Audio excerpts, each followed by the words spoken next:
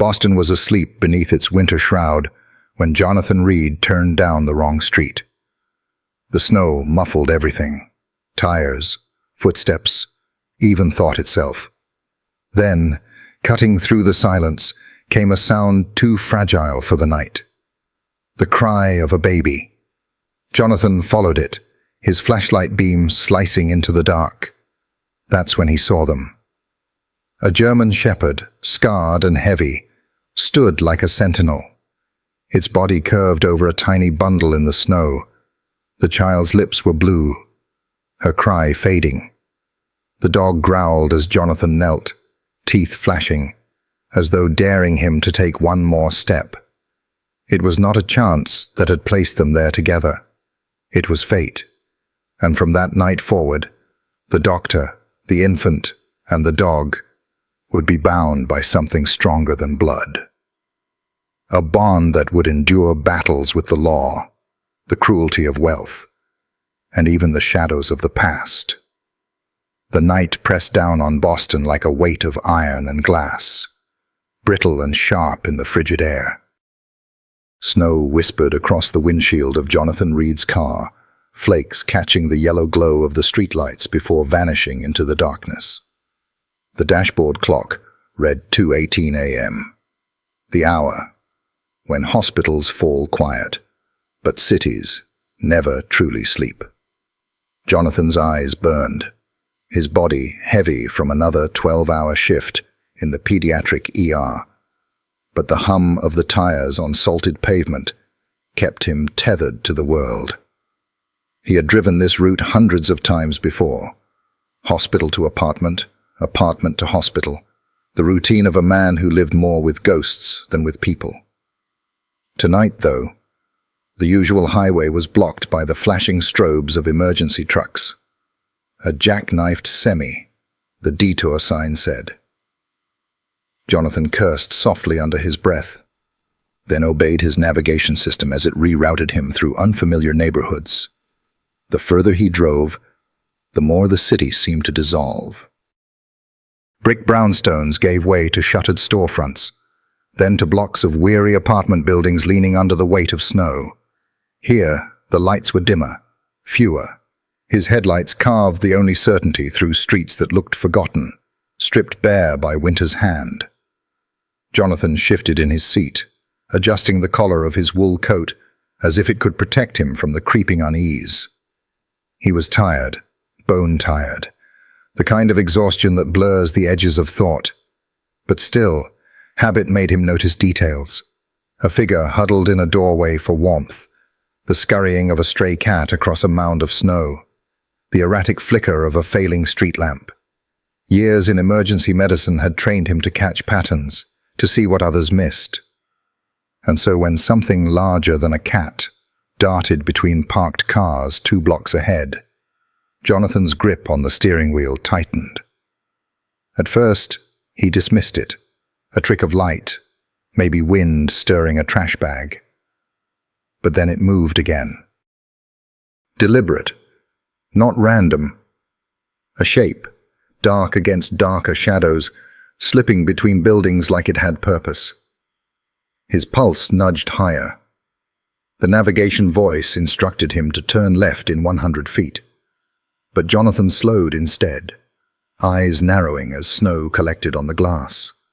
The alley between 2 red brick apartment blocks yawned open, narrow and half buried in white. His headlights spilled into it, catching a flicker of motion. Jonathan pulled the car to the curb. The engine ticked as he shifted into park, his breath clouding the windshield. For a long moment he sat there, debating. This was not his neighborhood. He had no business stopping. He was exhausted, and he knew well that alleys at night often held nothing but trouble. But beneath his fatigue, something gnawed at him. The instinct that what he had seen wasn't just movement, it was desperation. He opened the door. The night air hit him like a blade. 17 degrees, maybe less with the wind chill. It cut straight through his coat, clawing at his skin. Snowflakes stung his cheeks as he pulled his scarf tighter, then reached into the back seat for the heavy-duty flashlight he always carried. The metallic click of the door locking echoed unnaturally loud against the quiet street. Jonathan stepped into the alley. The beam of the flashlight cut across broken trash bins, a sagging chain-link fence, the grime-stained bricks of forgotten buildings. At first, nothing stirred but the snow. Then a sound rose, a low rumble, deep and guttural, that vibrated in the marrow of his bones. He froze. The beam swept forward again, trembling slightly in his tired hands. And there it was. A shadow resolving into form, larger than he'd imagined. The outline of a dog, not a mutt, not some stray scavenger, but a massive German shepherd standing rigid, fur bristling along its back. Its teeth glinted faintly as it bared them, lips pulled back in warning. The eyes caught the light, glowing with a feral intensity that rooted Jonathan in place. His heart thudded once, hard. He had faced cardiac arrests, convulsions, children gasping their last breaths. But there was something primal about being stared down in the dark by an animal that could tear flesh from bone. He raised a hand slowly, instinctively. "Easy," he whispered, though his words misted uselessly in the bitter air. The growl deepened, the shepherd's paws planting firm in the snow. It was not merely threatening, it was guarding. Jonathan's medical mind, even under duress, registered posture and positioning. The dog was angled not at him, but over something, blocking, shielding.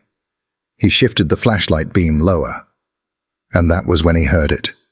Not the growl, not the snow. Something softer, fragile. A sound that cracked him open in an instant. A cry, thin, weakening. The unmistakable cry of a newborn. Jonathan's chest constricted. He dropped to one knee, snow soaking through his pants, his voice low and urgent. "Oh my God." The beam revealed a bundle nestled between the shepherd's legs. A blanket, light blue, edges stiff with frost. From it protruded the tiniest of hands, skin tinged a dangerous blue. The infant shifted weakly, lips parted in a whimper that barely carried above the storm.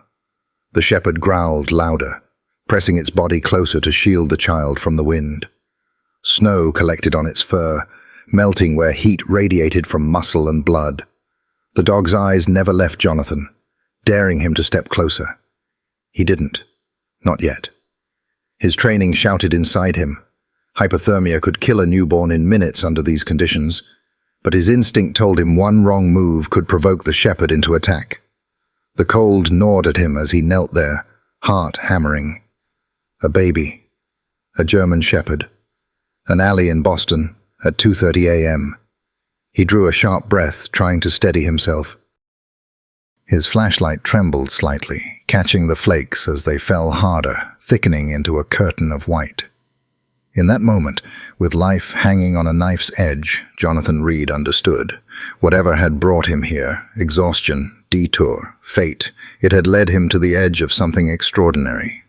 And both lives, the child's and the animal's, now balanced on what he would choose to do next. The growl rolled through the alley like distant thunder, low and steady, vibrating in Jonathan Reed's ribs.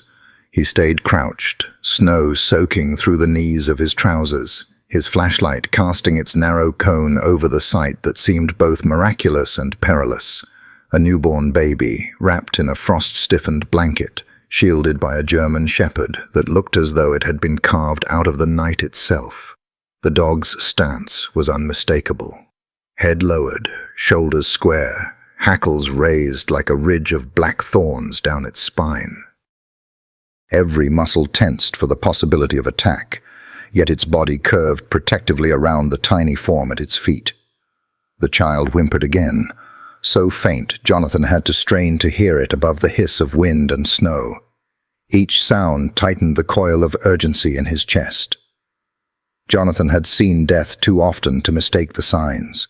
The infant's skin, blue-tinged. The sluggish movement, the weakening cry. Hypothermia was stealing life with every passing second. He knew it. His hands itched with the need to act, to scoop the fragile body into warmth, to intervene as he had done countless times in sterile trauma bays. But this wasn't a trauma bay. This was an alley at 2:30 in the morning, and between him and the baby was 2 feet of muscle, fur, and teeth. "Easy," he said, his voice calm but shaking slightly. He lowered the flashlight beam so it wasn't shining directly into the dog's eyes. He knew animals hated that. "I'm not here to hurt you." The shepherd's ears flicked back, then forward again, every fiber of it reading him, calculating. The growl never stopped. Snow gathered on its coat, tiny crystals clinging to fur already damp from melted flakes, and still it didn't move away from the baby. Jonathan tried to shift his position, easing one hand from his coat pocket to show it empty, palms open. His pulse thudded in his ears. He had faced parents collapsing beside cribs, toddlers gasping for air, children slipping away despite every intervention medicine could offer. But this was different. This was primal. The shepherd bared its teeth, lips curling, a flash of white against the dark. The sound it made wasn't just a warning. It was a command. Stay back. Jonathan froze, his breath a pale cloud in the freezing air. He knew if he rushed, if he reached out, he could trigger a fatal mistake. A bite to the throat, the shoulder, or worse, the dog turning its aggression against the very child it guarded. The margin for error was razor thin. He swallowed hard. Think, Jonathan. The baby's tiny hand slipped free of the blanket, fingers rigid with cold. Jonathan's chest tightened. He imagined the body temperature dropping, the slow of the heartbeat, the organ systems failing. He couldn't let that happen. Not after everything he'd lost. He thought of his own son, the face he'd only ever see in memory. A grave dug too early, a promise broken before it was spoken. His throat burned. "Listen to me," he whispered, as if words could cross the divide between species.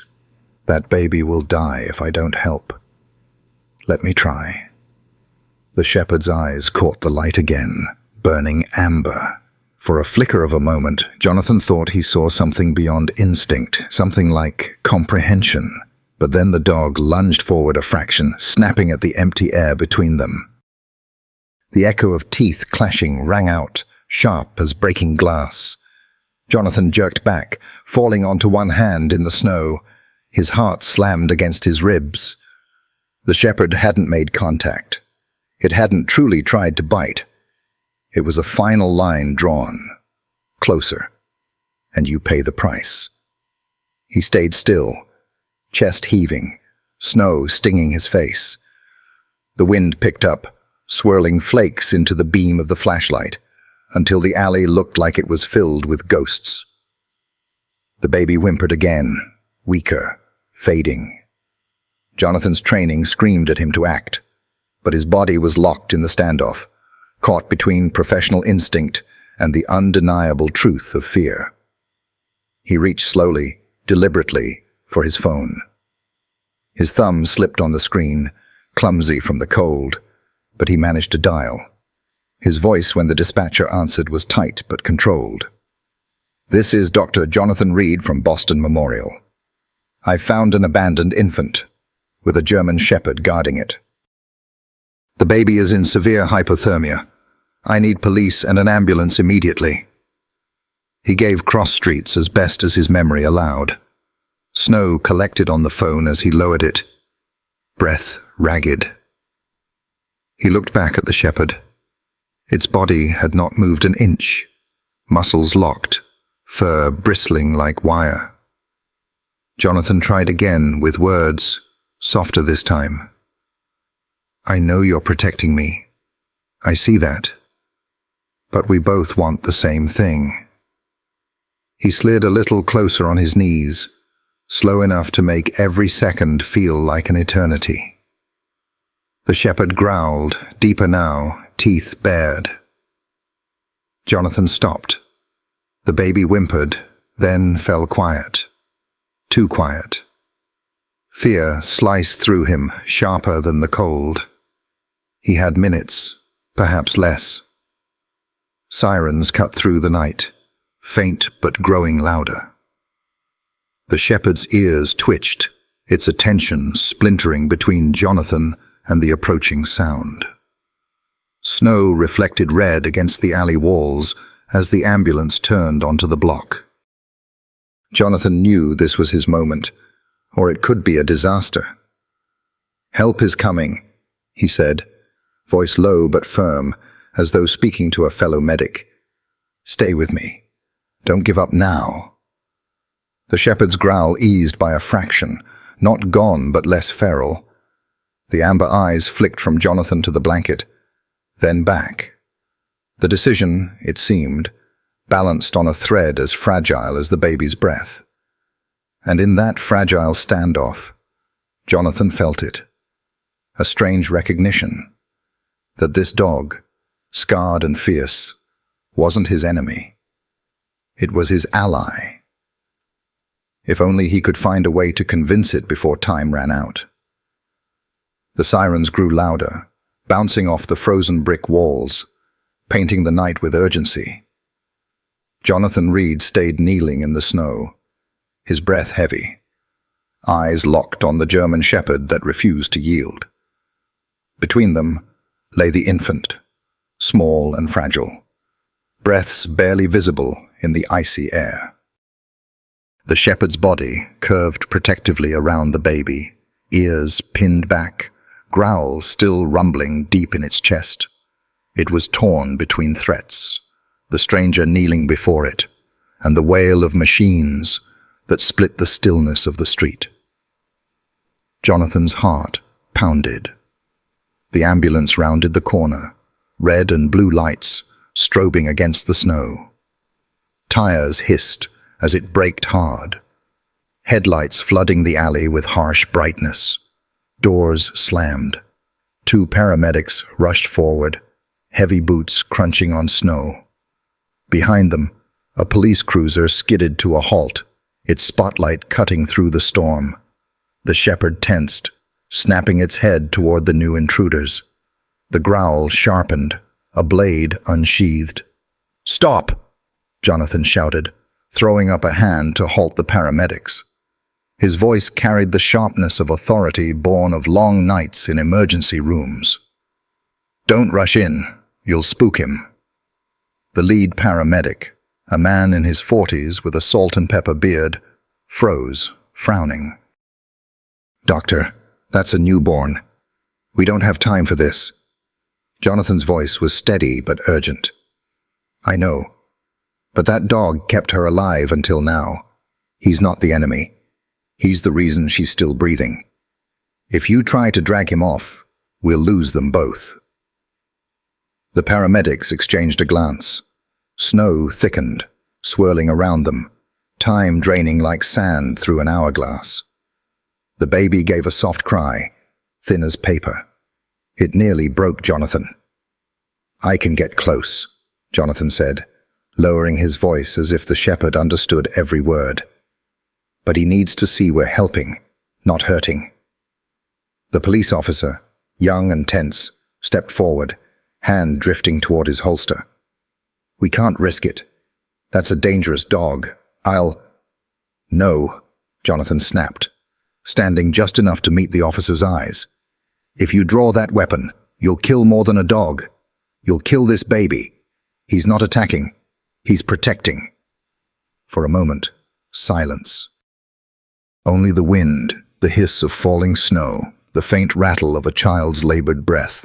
Then, reluctantly, the officer lowered his hand. Jonathan crouched again, lowering himself deliberately, body language open, palms visible. His flashlight lay abandoned in the snow. He reached instead for the thermal blanket. A paramedic slid toward him across the ground. Silver and crinkled, it shimmered like fragile foil in the floodlights. "Look," Jonathan whispered, laying the blanket down where the shepherd could see it. His voice was steady, soothing, as if he were speaking to a terrified parent. "This will help her, better than you can. But you've done everything right. You kept her alive. I just need to finish what you started."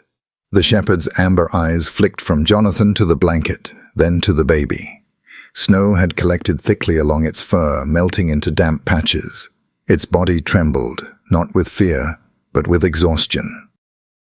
It had been holding this vigil for hours, maybe longer. Jonathan took a breath and inched forward. The growl came again, low, but weaker than before. He stopped, holding the blanket up like an offering. "Please," he whispered.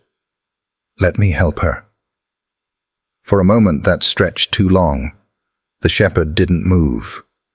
Its breath steamed in the light, chest rising and falling in sharp rhythm. Jonathan's muscles ached from stillness, his knees frozen to the ground. He could almost hear the ticking clock of the infant's body shutting down. Then, as if something shifted in the animal's core, the shepherd stepped back, half a pace. Not retreating fully, never surrendering, but just enough for Jonathan to reach the bundle. The breath Jonathan had been holding escaped in a cloud. He moved quickly, but gently, wrapping the thermal blanket around the baby's body. The sound of crinkling foil filled the alley, startling, but not stopping the dog. The infant whimpered once, then weakly shifted, tiny chest fluttering with shallow breaths. "Pulse is weak," Jonathan murmured, pressing his fingers lightly against the baby's neck as he secured the blanket. He looked up at the paramedics. "She needs heat, IV fluids, transport now." The shepherd whined, pacing in a tight circle, eyes never leaving the infant. When the paramedics stepped forward with a portable warmer, the dog snarled again, lips peeling back. "He comes too," Jonathan said firmly, voice leaving no room for argument. "He stays close, or she doesn't make it." The older paramedic hesitated, then gave a curt nod. "Fine. But if he lunges, he won't," Jonathan said. "Not if she's safe." They worked fast, sliding the infant into the warmer, securing tiny tubes and monitoring her breathing. Jonathan guided the process, his voice clipped, professional, but his hands trembled as he steadied the blanket. Snow blew harder, the alley filled with crimson reflections of emergency lights. The shepherd followed each movement, step for step, his growls softening into anxious whines. "Good boy," Jonathan said softly, surprising himself with the tenderness in his tone. "Stay with us. Don't give up now." When the baby was finally transferred to the stretcher, the shepherd pressed close, brushing against Jonathan's leg as though demanding reassurance.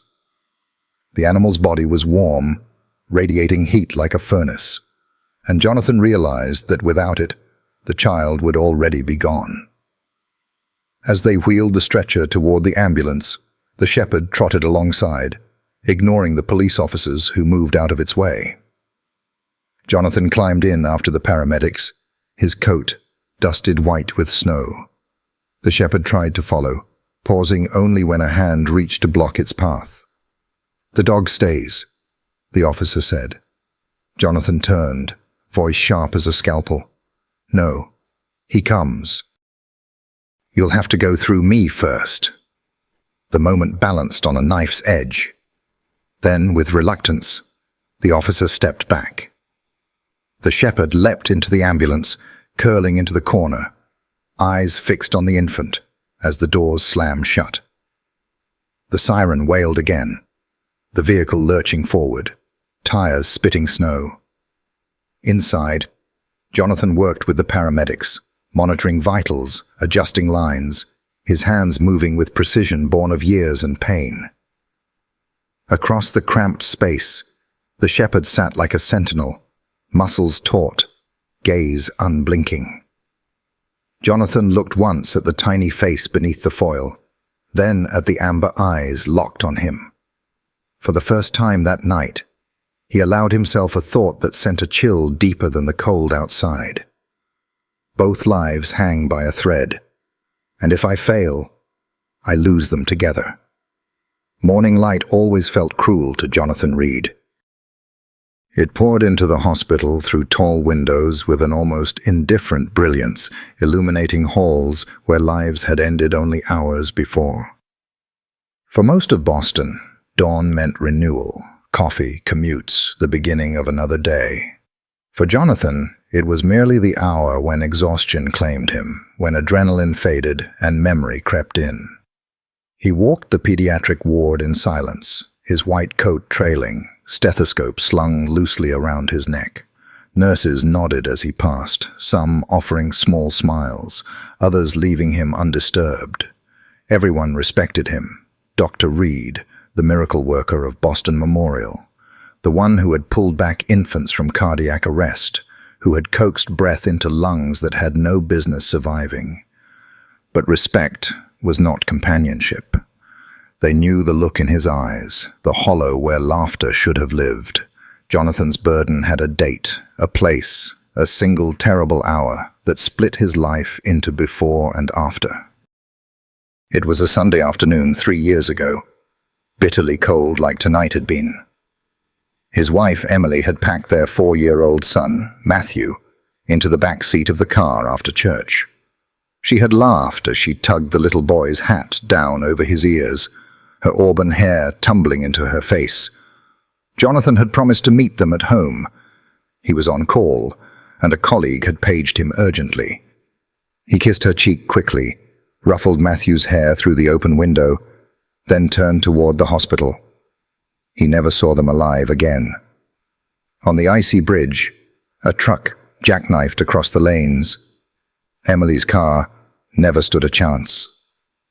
Jonathan arrived at the ER to chaos, ambulances skidding to the bay, stretchers wheeled in.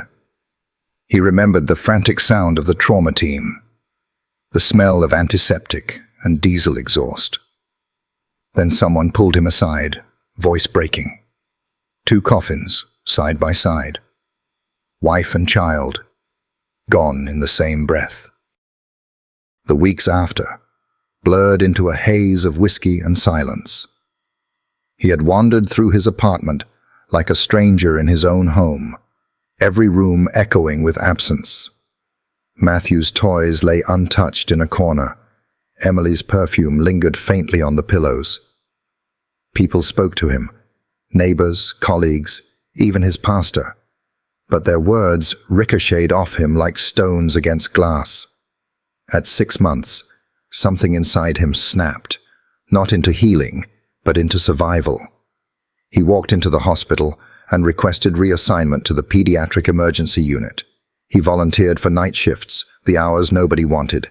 He stayed through double shifts, through holidays, through nights when his body screamed for rest, but his mind refused the solitude of his empty apartment. If he could not save his own child, he would save everyone else's. That was the unspoken vow carved into his soul. The transformation was swift and clinical. He became the doctor who never said no, who walked into the room no matter how dire the odds. He held tiny chests in his hands and forced life back into them. He stitched wounds, fought infections, whispered encouragement to mothers and fathers whose worlds were crumbling. And when it was over, when the crisis had passed, he stepped back into the shadows, expression unreadable, never lingering long enough to share in the joy. His colleagues admired his brilliance, but they whispered when he walked away. They wondered how a man could give so much and yet seem so untouched by it all. They didn't know the truth. Jonathan gave because it was all he had left. Some nights, after a shift ended, he sat alone in the staff lounge, staring at the glow of vending machines. He would rub the worn wedding band he still carried in his pocket, feeling the ghost of its weight on his finger. In the silence, Matthew's laugh would return to him, high and bright, cutting through the sterile air. Sometimes he would whisper aloud, just to feel less alone. "I'm trying, buddy. I'm trying." The irony was bitter. His colleagues called him a miracle worker. Families sent him thank you letters, fruit baskets, even framed photos of smiling children who owed their lives to him. But in his own home, there were no smiles, no laughter. Only empty walls and the soft tick of a clock marking time he no longer believed belonged to him. He had built walls higher than any fortress. He didn't date. He didn't attend social functions. He excused himself from holidays. To most, he was cold. To those who looked closer, he was broken. Yet in the ER, he was unyielding. There, he allowed no hesitation, no weakness. He became something more than a doctor, an anchor. Parents clung to his steady voice, to his calm hands, as if he could rewrite fate itself. Sometimes he could. More often, he simply delayed what could not be undone. Still, he never flinched. That night in the alley, when he had knelt before the German shepherd and the fragile infant, something inside him had cracked again, but differently. For the first time in years, he hadn't looked at a child and thought only of the one he'd lost. He had thought of the one he could still save. Jonathan Reed lived with a burden heavier than most could bear. But beneath the weight of tragedy, beneath the numbness that had become his armor, there still beat the heart of a father, a husband, a man who wanted, desperately, silently, for the chance to protect what life had taken from him. And in the coming days, that chance would arrive, not as redemption he sought, but as redemption that sought him. Hospitals have a way of stripping stories down to statistics, vitals, lab results, diagnoses. But when Jonathan Reed looked at the German shepherd lying near the infant's crib, he saw more than muscle and fur. He saw history written in scars. The nurses had nicknamed him Guardian after the news leaked, but Jonathan had heard the animal's true name whispered during that first visit from Elena Carter. "Star," she'd said, pointing to the faint white patch on his chest. Yet even before the name surfaced, Jonathan could sense there was nothing accidental about this dog. He wasn't a stray scavenging scraps in an alley. He carried himself with too much purpose, too much discipline etched into every muscle. Over the next days, bits of his story surfaced, pieced together from records and whispers, the way a detective reconstructs a life from fragments. His name in the service had been Valor. Once, he had been among the finest in the Boston Canine Unit, a dog bred for focus, trained for precision, celebrated for instincts that bordered on uncanny. Handlers spoke of him in the kind of tones reserved for legends, the shepherd who could sniff out a child in a collapsed building, who never lost a suspect in the maze of alleyways, who moved like a shadow at his handler's side. But every legend carries its fall. 2 years ago, Valor had been deployed to a rescue mission after a 3-story apartment collapsed during a gas explosion. Chaos choked the scene. Fire hoses, screaming civilians, debris piled like tombstones. Amid the rubble was the faint cry of a child. Valor and his handler, Officer Ramirez, were the first to crawl into the wreckage. The dog worked furiously, nose pressed to dust, paws clawing through splintered wood. His bark pierced through the roar of flames, guiding rescuers toward life. And then, collapse. A beam, weakened by fire, gave way. Ramirez pulled Valor back just in time, but the seconds lost proved fatal. By the time they dug through, the child's cries had gone silent. The department wrote it as unavoidable, an accident, but Valor didn't understand reports or justifications. All he knew was that he had smelled life, had heard it, had tried to claw it free, and failed. From that night, something broke. The dog who once moved with precision began to hesitate, Commands that once sparked instant obedience now triggered confusion, restlessness. At training drills, he flinched at loud crashes, ears pinned back. During patrol, he growled unpredictably, lunging at shadows. The word traveled quickly. Unreliable. The department had no space for broken warriors. Within months, Valor was retired from duty. No parade, no medals, just papers signed and a kennel cage at the city shelter, where time for large, difficult dogs ran short. By the time he landed there, scars crisscrossed his body, some from service, others from kennel fights. His right ear bore a notch. His flank carried the white ridge of an old surgical wound. Yet his eyes told the truer story. A dog who had seen too much, failed once, and carried the weight as if it had been death itself. Most visitors at the shelter walked past his cage without stopping. Too large, too intimidating. The volunteers whispered that euthanasia had been scheduled. But one afternoon, a young nurse named Eleanor Carter stopped. She had come to the shelter not looking for a hero, but for something to tether her own unraveling life. She saw him pressed into the back of the cage, hackles half raised, eyes flat with distrust. She saw the scars, the muscle taut as wire, but she also saw something else, something no one else bothered to see. She knelt, pressed her palm gently against the bars, and whispered, "It's okay. You don't have to be perfect." The shepherd didn't move at first. Then, cautiously, he shifted closer, until his nose brushed the metal. For the first time in months, his eyes softened, just slightly. Eleanor adopted him that day. She called him Star because of the white blaze on his chest, a reminder that even in darkness, light can mark its place. But deep down, she knew he carried another name, one he had earned through duty and loss. Valor. Life with Elena didn't erase his trauma overnight. He startled at sudden noises. He paced the apartment at night, whining softly in dreams.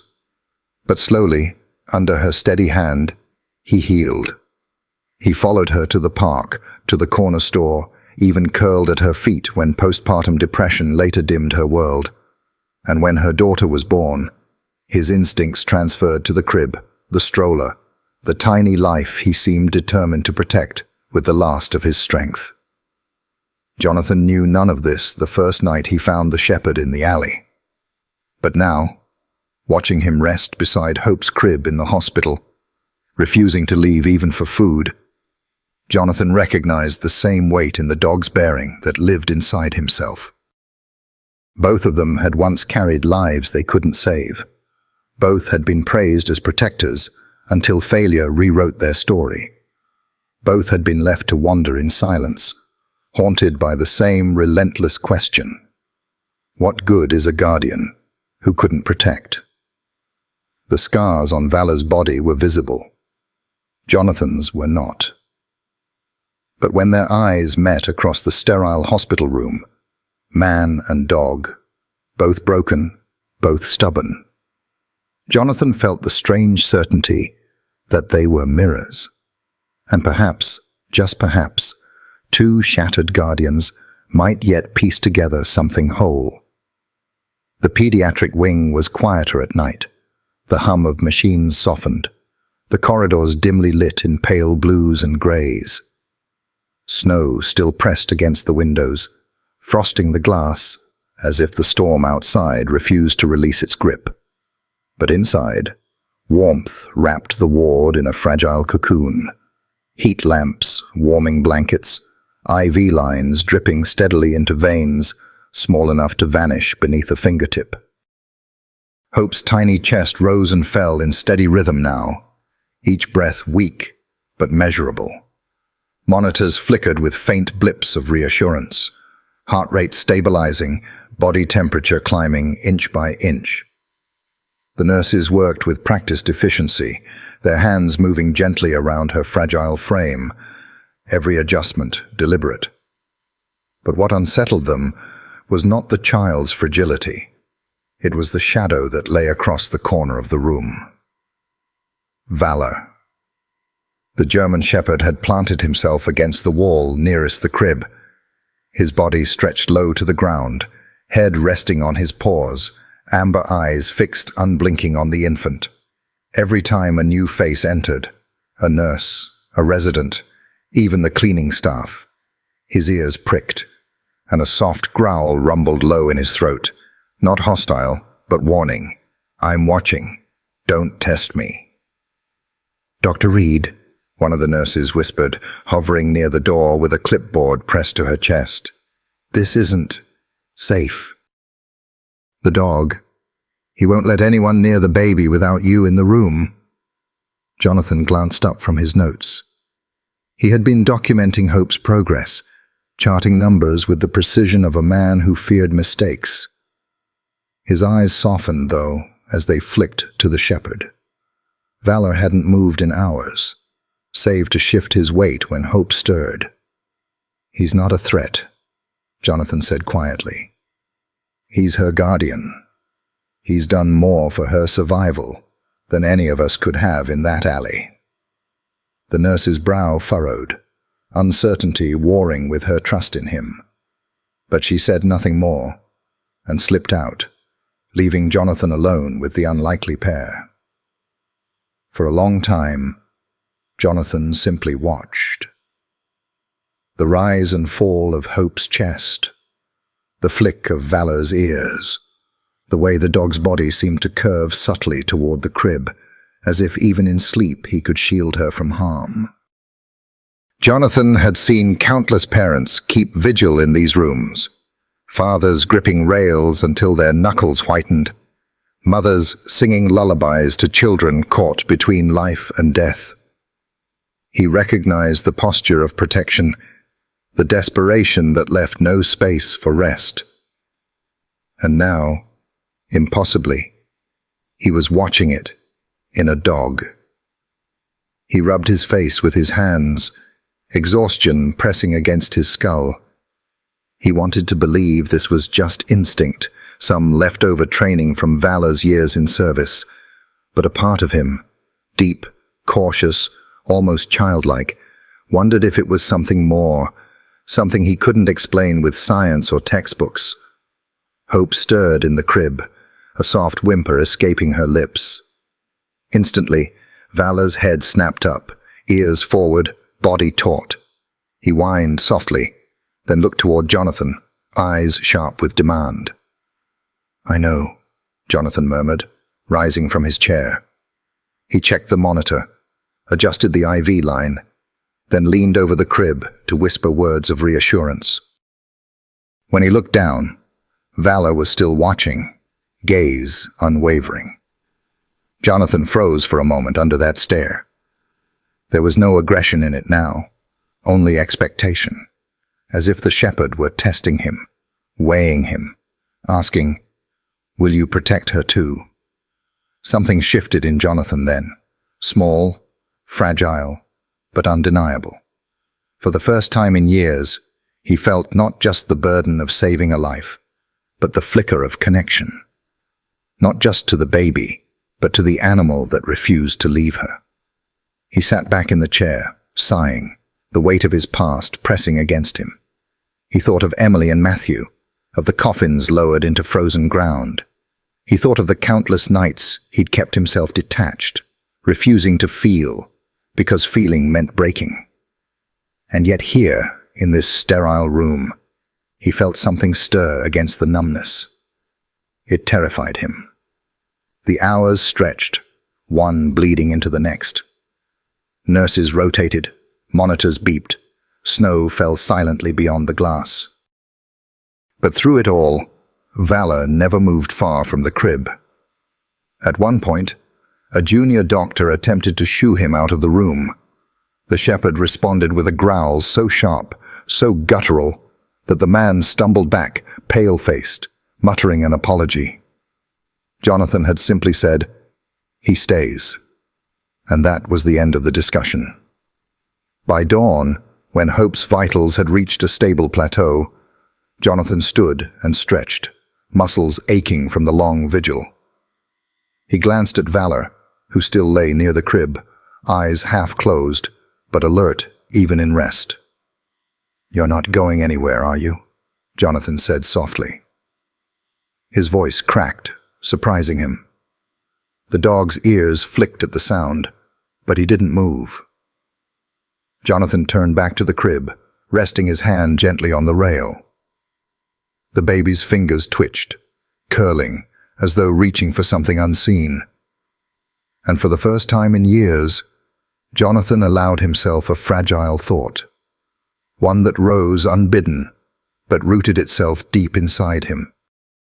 Maybe I don't have to carry this alone anymore. Morning had barely settled over Boston Memorial when the knock came. It wasn't the frantic pounding of an emergency, nor the quiet courtesy of a nurse. It was sharp, measured, official. Jonathan Reed looked up from the crib where Hope lay sleeping, her breath steady now, cheeks no longer the frightening shade of blue he'd first seen. The knock echoed again, harder this time. He opened the door to find two figures waiting. A woman in her 50s, steel gray hair pulled tight, glasses perched low on her nose, a folder clutched to her chest. Beside her stood a younger man, early 30s, clean-shaven, his suit pressed too sharply for this hour. Their eyes swept the room not with curiosity, but with assessment. "Dr. Reed?" the woman asked, her tone clipped. "Yes," Jonathan answered warily. "I'm Margaret Winters, Department of Child and Family Services. This is my associate, Mr. Carver." "We're here regarding the infant." Jonathan felt his stomach tighten. He had known this was coming. The system always came, but the swiftness of it still caught him off guard. Margaret's gaze shifted past him, landing on the crib where Hope lay swaddled in hospital blankets, tiny fists curled near her face. Then her eyes snapped to the corner of the room. Valor. The shepherd rose instantly, ears forward, body taut. A low growl vibrated in his chest, the sound filling the sterile air. Carver stepped back instinctively, his hand brushing the doorframe. Jonathan lifted a calming hand. "He won't hurt you. He's a liability," Margaret cut in, her voice cold. "And he will be removed to animal control immediately." Jonathan blinked, stunned at the bluntness. "Animal control? That dog kept this baby alive in a snowstorm. Without him, she wouldn't even be here for you to make your assessments." Margaret adjusted her glasses, unbothered. "That may be true. But regulations are regulations. Infants cannot remain in proximity to unvetted animals. We can't risk exposure, injury, or worse. The baby will be placed in emergency foster care as soon as she's discharged. The dog will go to the proper facility until further notice." The words landed like a gavel. Cold. Final. Jonathan felt something flare inside him, something he hadn't allowed himself to feel in years. Anger that wasn't just about loss, but about injustice. He stepped closer, lowering his voice to steel. "You weren't there in that alley. You didn't see what I saw. That dog wasn't a threat. He was a shield. He used his own body heat to keep her alive. He's not an accessory to this case. He's the reason it isn't a tragedy." Carver cleared his throat, shuffling papers from a briefcase. "Doctor, we understand your perspective, but the law is explicit. Infants in state custody are to be placed with certified foster families. Animals without proper identification or vaccination records must be surrendered. Emotional arguments do not override statute." Jonathan stared at the younger man, hearing the rehearsed cadence, the practiced indifference. It was the voice of someone who had never knelt in the snow with a dying child, never looked into eyes, canine or human, that pleaded for help without words. Hope stirred in the crib, letting out a faint cry. At once, Valor moved, rising with startling speed to stand beside her. His amber eyes fixed on the strangers, his growl sharper now, vibrating through the floor. Margaret flinched, but held her ground. "You see, this is precisely why the animal must be removed." Jonathan moved quickly, placing himself between Valor and the social workers. He laid a firm hand on the dog's shoulder, feeling the taut muscle beneath scarred fur. "He's not aggressive. He's protective. There's a difference. And right now, he trusts me enough to stand down." The room held its breath.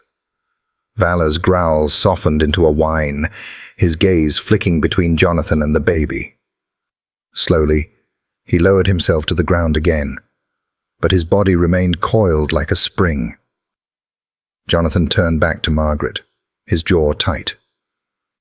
"If you tear them apart now, after everything they've survived, you'll do more damage than you can possibly understand.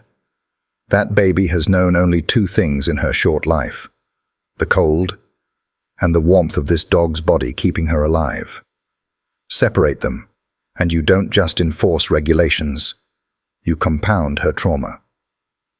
For the first time, Margaret's expression faltered, but only for a breath. She snapped her folder open, flipping through papers with brisk fingers. "Doctor, your passion is noted, but you are not the authority here. The law is clear. We act in the best interest of the child, and that includes removing her from unsafe, unregulated circumstances." Jonathan wanted to shout, to throw the papers back in her face, but he forced himself to steady his voice. "And what about the best interest that isn't written in your regulations?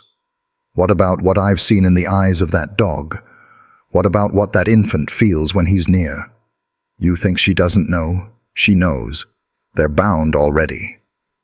Carver shifted uncomfortably, glancing at Margaret. She ignored him, closing the folder with a snap. "Our decision stands. Prepare yourself, doctor. Once she's medically cleared, the child goes to foster care, and the dog goes to animal control. That's the reality." They turned toward the door, their polished shoes squeaking faintly against the linoleum. Valor's growl followed them out like thunder retreating into distance. Jonathan remained rooted, his fists clenched, pulse hammering. He looked back at the crib where Hope now slept again, her tiny chest rising and falling with fragile rhythm. Then to Valor, who lay curled close by, head on his paws, eyes still fixed on the door, as if daring the world to try again. Jonathan exhaled, a long, bitter breath. For years, he had walked through life numb, letting systems and fate dictate everything. But as he looked at the baby and the dog, the two lives hanging in the balance, he felt something shift inside him. Maybe for the first time since tragedy had hollowed him out, he wasn't willing to stand by and watch the system decide. Jonathan Reed had never been one for confrontation. In the years since tragedy hollowed him out, he had lived behind the armor of professionalism. Polite nods, quiet answers, and a silence that carried its own weight. But that morning in the pediatric ward, when Margaret Winters and her associate left with their folders and their statutes, something inside him refused to stay quiet. He found himself standing at the nurse's station, his voice louder than he intended. "You can't just tear them apart like paperwork filed in two different drawers. That baby is alive because of him, and you all saw it with your own eyes." Heads turned. Nurses paused mid-charting, pens hovering over clipboards. A resident carrying a tray of supplies stopped in the doorway. Even Dr. Rachel Cohen, the hospital's director, who had come to review Hope's case, lifted her eyes sharply at the sound of Jonathan's raised voice. He didn't stop. "Hope doesn't know a foster family. She doesn't know the law, or Margaret Winters' regulations. She knows the warmth of that dog's body, the sound of his breathing beside her. You take him away. You're not protecting her. You're shattering the only bond she has left.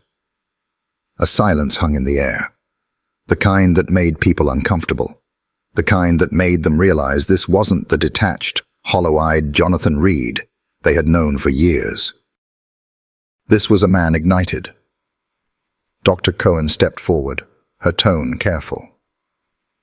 "Jonathan, I understand what you're saying, but the system is blind," Jonathan cut in, his eyes burning. "It doesn't see what's right in front of it. That dog isn't just an animal. He's her guardian. He did what no human being managed to do. He kept her alive when the world had abandoned her. Tell me, Rachel, how does a child that young survive without trauma? Do we not teach our students about attachment theory, about the need for consistency, for security?" Rachel held his gaze, and for a moment, her composure faltered. She had known Jonathan long enough to recognize the rare spark in him, the fire that broke through his grief only when something reached his deepest convictions.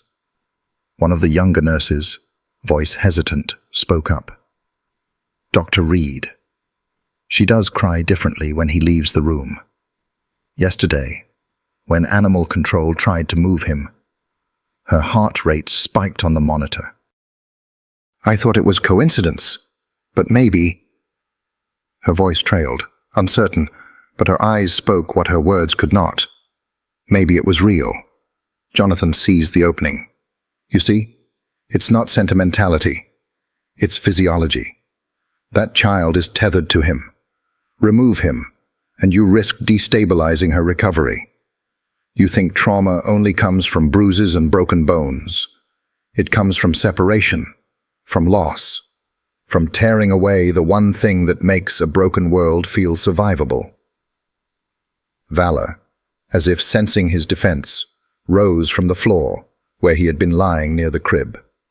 He moved closer, placing himself between Hope's bassinet and the cluster of staff. His amber eyes swept the room, alert but calm, his presence a silent testimony. Jonathan's hand found the shepherd's scarred head almost unconsciously. His voice lowered, but the intensity only sharpened. "I know what it means to lose everything. To wake up and realize the people who anchored you are gone, and nothing, no law, no system, can give them back. I won't stand here and let that happen to her. Not while I can fight it." His words hung heavy in the air. Colleagues shifted, their expressions softened. They weren't used to this Jonathan, the one who bared his heart instead of burying it. For years he had been the man who healed silently, who never let emotion breach his clinical armor. Now, his grief had become a weapon, sharpened into defiance. Rachel exhaled slowly. "You're asking us to go against protocol, to advocate for an arrangement that has no precedent." Jonathan's jaw clenched. "Then make a precedent. Let this case be the one that proves compassion is stronger than bureaucracy." Silence again. Nurses exchanged glances.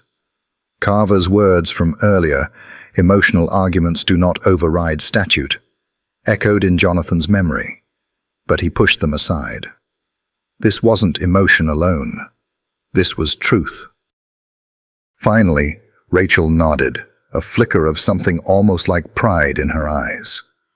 "I'll speak to legal. I can't promise anything, but I'll fight for it, on one condition."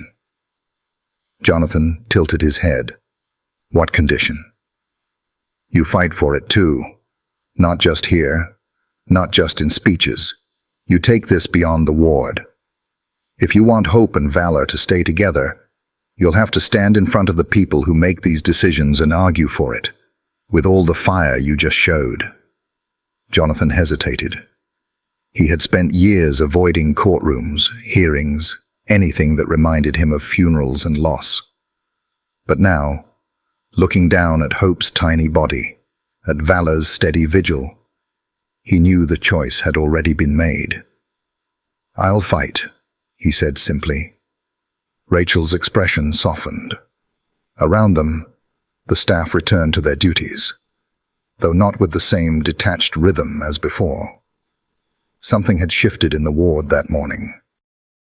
They had witnessed not just the survival of a child and a dog, but the awakening of a man who had nearly forgotten how to care. As Jonathan returned to the crib, Valor settled at his feet, his body pressed close. Jonathan whispered, not to the staff, not to the system, but to the baby and the dog who had cracked open the armor around his heart. "They won't take you from each other, not while I'm still breathing." It began with a single photograph. A night shift nurse, overcome by the sight she had stumbled into, had lifted her phone and snapped the moment quietly. The scarred German shepherd, lying curled beside the hospital crib, his body stretched along the cold tile floor, his eyes fixed unblinking on the swaddled infant. A shaft of pale light from the corridor lamp fell across them both, illuminating the dog's white chest patch, like a star burned into darkness, while the baby's tiny hand rested on the edge of the blanket, fingers curled just inches from his paw. The nurse hadn't meant for it to go further than a message to a friend. "Look at this miracle. This dog saved her life." But by morning, the image had found its way to social media. By noon, it had been shared 10,000 times. By evening, it was on every news channel in Boston. Headlines screamed across screens and timelines. Guardian angel dog found protecting abandoned newborn in blizzard. Hero shepherd shields infant from death in Boston alley. Dog refuses to leave baby's side. Hospital struggles with unprecedented case. The photo ignited something raw in the public imagination. People didn't just see a dog and a baby. They saw loyalty, innocence, survival against impossible odds. In a world exhausted by bad news, the image felt like a parable. That even in the coldest night, love could still burn warm. By the second day, the hospital phones rang non-stop. Reporters camped outside the entrance, cameras aimed at the sliding doors in hopes of catching a glimpse of the guardian dog. A security guard admitted under his breath that half his job now was keeping news vans from clogging the emergency bay. Crowdfunding pages sprang up overnight. One titled, "Keep Guardian and Baby Together," reached $50,000 within hours. Another, started by an anonymous user, simply read, "If bureaucracy tries to separate them, let's build a wall of people first." Thousands clicked donate, comment sections overflowing with pleas, blessings, and stories of their own pets. "I lost my son to hypothermia when our house heater failed in '98. This story broke me. Please keep them together. My husband was a firefighter. He always said dogs like that see what we can't. Don't let them take him away. This is proof. Family isn't always blood. Sometimes it has fur and 4 legs." News anchors debated the case on live television. Some argued policy had to come first. Foster systems existed for a reason. Animal control had protocols. Others countered with the image, pointing at the screen with trembling voices. How can anyone look at this and say separating them is right? Jonathan Reed watched it unfold with disbelief. He sat in the hospital lounge one evening, the television mounted on the wall, blaring a panel discussion. His face, caught in a candid photo from the ambulance bay, flashed on the screen as commentators described him as the pediatrician who discovered the miracle. He rubbed his temples, fatigue pressing hard. He had never wanted the spotlight. Yet now, strangers knew his name, his face, his role, and behind it all was that single photograph, Valor, guarding hope, as if the two had been born for each other. When Jonathan walked the ward now, staff whispered not about his grief, but about the story. Nurses lingered at the crib longer than their rounds required.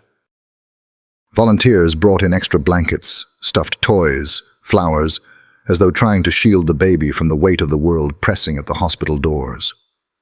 And always, Valor remained, lying steadfast, eyes wary, but never leaving the child. One afternoon, a young resident approached Jonathan hesitantly.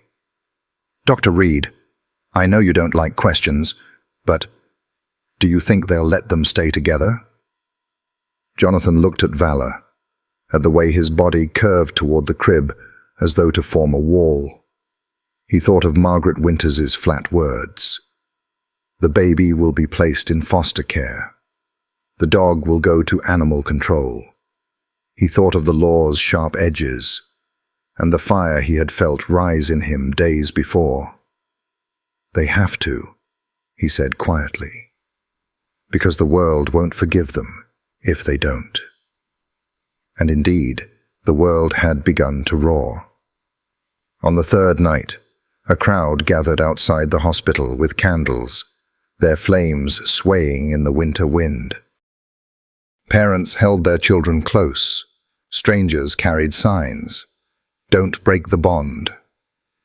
Guardians saved her. Now save them both. A local priest spoke softly into the microphones about divine providence, while a schoolteacher described bringing the story into her classroom to teach about compassion. Inside, Jonathan stood at the window, Valor pressed against his leg, watching the glow of candlelight reflect on the glass. He felt something stir deep inside him, something he hadn't allowed himself to feel in years. Hope, fragile and terrifying. That night, Hope whimpered in her crib. Jonathan leaned over, adjusting her blanket, his tired hands steady. Valor shifted closer, his head rising, eyes catching Jonathan's with a silent question. For once, Jonathan didn't look away. "She has you," he whispered to the dog. "And somehow, maybe, I have you too."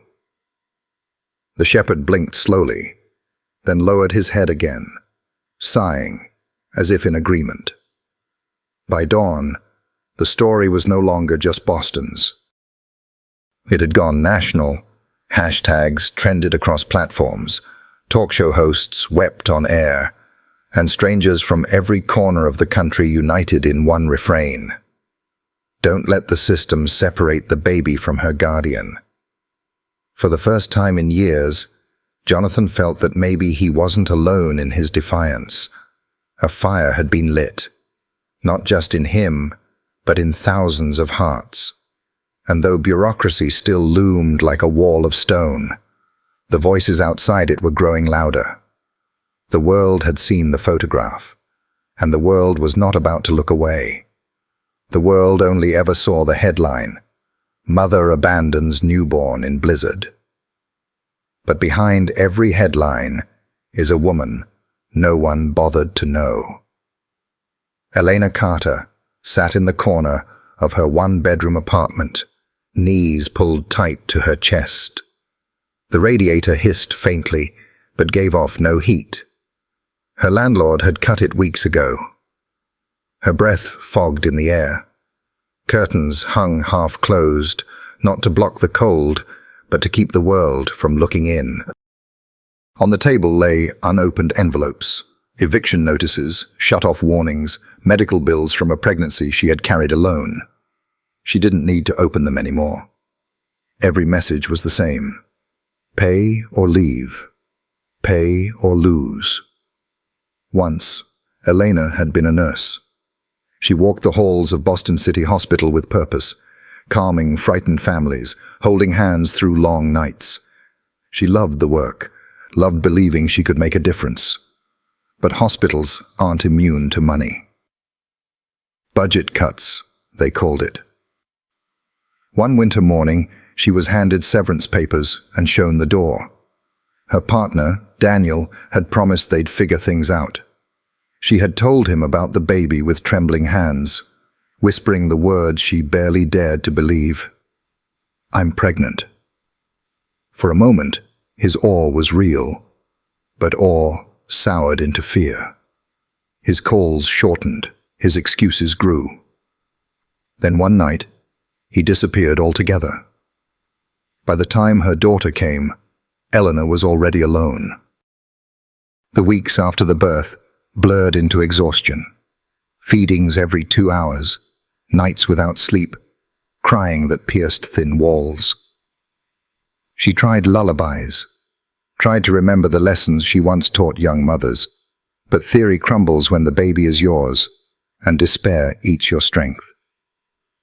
Postpartum depression settled like fog. Some mornings she couldn't rise, even when her daughter's cries clawed at her chest. She whispered apologies into the dark. Money vanished. Formula and rent drained her savings. She skipped meals, fainted once with the baby in her arms. Hunger became a constant companion. Only one soul stayed close, the shepherd she had rescued months earlier. Valor to the world, star to her. He pressed his head against her knees when she wept, stood watch beside the crib at night, rose when the baby cried, as if willing to shoulder the weight himself. Often, she whispered her secrets into his fur. I can't do this. I'm failing her. He never answered, but his steady warmth kept her from shattering completely. Then came the eviction notice. The pantry emptied. The baby's cries sounded more like hunger than comfort. That was when the unthinkable thought appeared. Maybe she'd be better off without me. Eleanor loved her daughter more fiercely than she had ever loved anyone. But love did not pay rent, did not feed bellies, did not silence the voice of despair. And one night, as snow fell against the windows, she looked at Star and wondered, could he do what I cannot? The idea horrified her, yet it rooted deep. By dawn, she had made her choice. She dressed the baby slowly. Thin layers, a thrift store cap, the last clean blanket. Every motion felt like hammering nails into her own chest. She kissed her daughter's temple, whispering, I love you more than life. That's why I have to let you go. She tucked the baby against Star's body, guiding his frame around her like a living cradle. He shifted, uncertain, then curled tighter when the infant whimpered. His chest rose and fell like a furnace. Eleanor knelt, pressing her lips to her daughter's forehead. Please forgive me. I'm not leaving you to die. I'm leaving you to live. With trembling hands, she wrapped the blanket tighter, whispered instructions Star didn't need. Keep her warm. Don't move. He whined low, eyes meeting hers with something like understanding. She lingered too long, every instinct screaming to pull the baby back. But despair had stripped her of strength. She rose unsteadily, pulled on her threadbare coat, and stepped into the storm. Snow whipped her cheeks raw. Behind her, faint cries blended with the dog's steady breath. She stumbled into the street, collapsed against a snowbank, fists pressed to ice. Please, God, she begged. Let someone find them. Then she rose and walked farther, vanishing into the blizzard, leaving behind the only pieces of her heart that still mattered. 3 days later, Boston was still talking. The photograph of the shepherd curled around the newborn had become an icon, printed in papers, shared online, sketched by children. People called him Guardian, Miracle Dog, Boston's Angel. But fascination turned quickly to questions. Who had left the baby? Why? On the 4th morning, an answer arrived. Elena Carter walked into the Boston Police Department just after sunrise. Coat thin, face pale, eyes hollow. She carried no lawyer, no excuses, only a crumpled note in her trembling hand. I'm her mother, she whispered to the desk sergeant. I'm the one who left her. The station froze. Then the machinery roared to life. Papers shuffled, cameras flashed, her name spreading across every screen. Headlines split into two camps. Monster mother abandons newborn. Nurse's downfall. How poverty and depression drove desperation. Talk shows feasted. Some demanded prison time, branding her unfit, unworthy, inhuman. Others shook with sympathy, pointing to her lost job, the vanished partner, the eviction notice. She's no mother, one commentator sneered. She's every mother left behind by a broken system, another countered. On social media, the storm raged hotter than the blizzard. Thousands typed from warm homes, deciding what punishment, or mercy, should fall on a woman they had never met. Jonathan Reed watched from the quiet of the pediatric ward. He sat at the desk outside the baby's room. Valor stretched at his feet when a nurse slid him a newspaper. Boston woman surrenders in guardian dog case. Beneath it, a photo. Eleanor, head bowed, hands clasped, walking into the station. Jonathan expected to feel anger, even relief. Instead, he felt confusion. Her face wasn't hardened like the villains the headlines painted. It was young, too young. The hollow in her eyes was one he recognized, because he had seen it in his own reflection after the accident. The look of someone already broken, surviving only because silence was worse. Behind him, hope stirred. Valor rose instantly, ears flicking. Jonathan lifted the baby gently, cradling her close. She sighed against his chest, warmth spreading fragile and steady. He thought of Eleanor, hungry, alone, trusting her child to a dog because she trusted his strength more than her own. He wanted to condemn her. He wanted to believe the headlines. But another question gnawed. Could cruelty and love exist in the same act? He rocked the baby, staring at her small face. The world demanded judgment, but Jonathan saw something else. A mother's final act of protection, twisted by despair into abandonment. That afternoon, protesters crowded the courthouse. Some shouted for mercy, waving signs. Postpartum is real. Don't punish desperation. Others roared for justice. No excuse for abandonment. Protect hope, not her mother. Inside the hospital, reporters swarmed the lobby. Nurses whispered, staff debated her fate. Jonathan slipped past them all, escaping to the baby's room. Valor lay beneath the crib, eyes flicking upward as if asking, what happens now? Jonathan sat heavily in the chair, newspaper still folded in his hand. He traced the outline of Elena's bowed head, her hollow eyes, and for the first time, he realized this wasn't just a story about survival. It was about judgment, about mercy, about the razor-thin line between them. And as much as the world demanded answers, Jonathan felt only one certainty settle inside him. Elena Carter's name would not leave him, because somehow her story had already tangled with his. By the end of the week, Boston no longer felt like Boston. The courthouse had become a stage, its stone steps transformed into battlegrounds of voices, signs, and flashing cameras. On one side, a crowd swelled behind banners, Justice for Hope. Their chants rolled like thunder. No mercy. No mercy. Faces flushed with outrage. Parents holding up photos of their own children as if to say, this could have been us. Across the barricade, another group braved the wind with gentler signs. Postpartum is real. Mercy for Eleanor. Their cries rose too, but with pleas instead of fury. Compassion, not cages.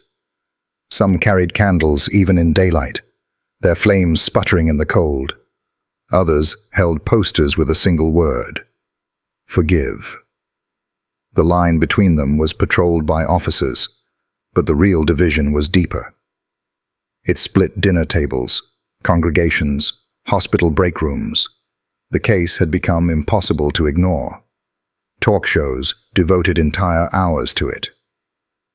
She left a newborn in sub-zero temperatures, one host spat.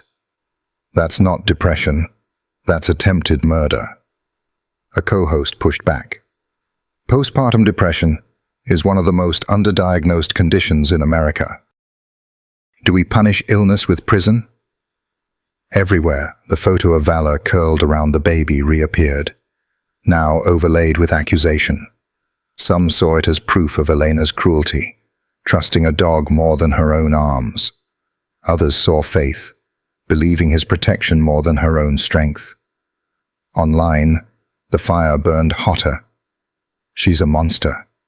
Give her life without parole. She's a victim of poverty and abandonment. Jail won't fix what broke her. Valor is the only hero. Humans failed. Remember that. Jonathan Reed couldn't escape it. Televisions blared in the hospital cafeteria. Colleagues whispered in corridors, some condemning Eleanor, others pitying her. Even outside the glass doors, protesters spilled onto the sidewalk, their signs pressed against the windows. The chaos pressed in on the very building that had once felt like a sanctuary.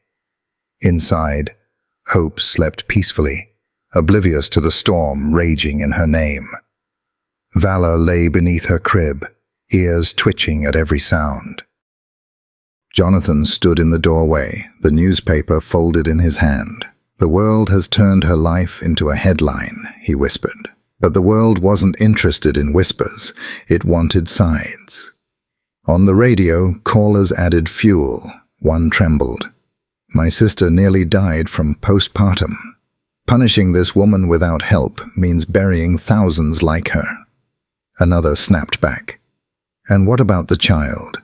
Do we excuse abandonment because the mother says she was sad? For Jonathan, the hardest part wasn't the noise, but the certainty in every voice. He had spent his career in grey spaces, where survival balanced on a single breath. Now he watched the world paint Eleanor in black and white. That evening, Dr. Rachel Cohen found him in the hall, newspaper tight in his hands. You look like you're carrying 100 verdicts. Because I am, Jonathan admitted. Everyone thinks they know the truth, but they weren't there. They didn't see her eyes. I've seen emptiness like that before. I don't know if I can condemn her the way they want me to. Rachel studied him quietly. Then maybe you shouldn't stay silent. Her words lingered long after she left. The visitation room was nothing but beige walls, a bolted-down table, 2 metal chairs. Yet when Jonathan stepped inside, hope in his arms, it felt as though 1,000 eyes pressed in from every corner. The heavy door clanged open. Eleanor Carter entered, shackled at the wrists, her prison clothes too large for her frame. Her hair was pulled back messily, her face pale beneath the fluorescent lights. But it was her eyes, hollow yet burning, that struck him most. She froze at the sight of the bundle in his arms. Her breath caught, her knees nearly buckled. Jonathan lowered the baby slightly, and hope stirred with a soft whimper before settling again. Elena's lips trembled, tears spilled freely. She's bigger, stronger. The guard guided her into the chair opposite. The chains rattled as she sat, the sound cutting Jonathan like a blade. He lowered Hope carefully into her mother's waiting arms. For a long moment, the world held its breath. Elena bent over her daughter, pressing her face against the baby's cheek, her shoulders shaking with sobs. "My angel," she murmured again and again. My sweet girl, I'm so sorry. Jonathan looked away, giving her what privacy the sterile room allowed. His gaze landed on the shepherd. Valor had been permitted inside only after Jonathan insisted. Now he sat tense but silent, his amber eyes locked on Elena. When her sobs quieted, she lifted her head and noticed him. For the first time, a faint smile flickered. "You've been calling him Valor," she whispered.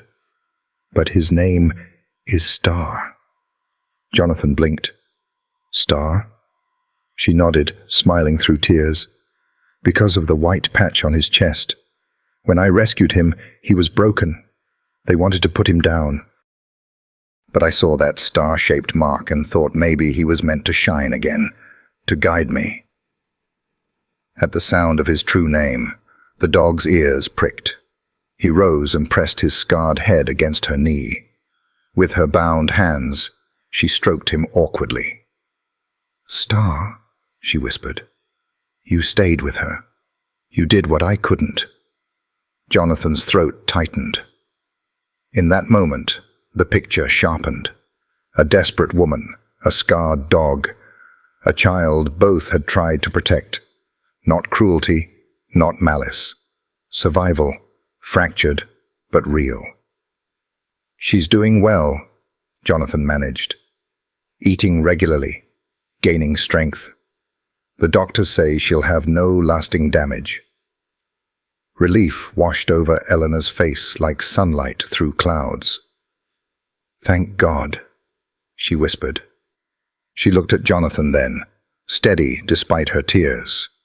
"You found them. You saved her, and you kept them together, didn't you?" He hesitated, then nodded. "I couldn't separate them. Not after what I saw." For a heartbeat, peace filled the room. No headlines, no protests. Just 3 lives, 4 counting the dog, bound together by one storm. The guard finally cleared his throat. Elena clutched her daughter tighter, desperate. "Please, tell her I loved her, even when I couldn't stay. Tell her I tried." Jonathan could only nod. When hope was placed back in his arms, Elena's eyes followed every motion until the guard steered her away. She turned once more to whisper to Star, "Take care of her." The door clanged shut. Silence fell. Jonathan looked down at Hope, then at the shepherd, Star, who still sat where Elena had touched him, amber eyes steady. The truth lived in that room, he realized. Whatever the world chose to believe, he had seen something different. That night, driving home, Jonathan kept the radio off. Snow blurred the city lights into smears of white. Hope slept in her carrier beside him, her tiny breaths fogging the shield.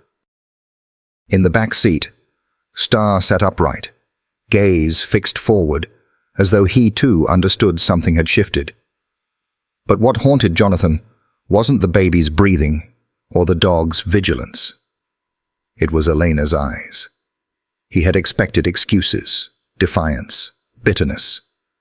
Instead, he had seen raw grief, unfiltered and human.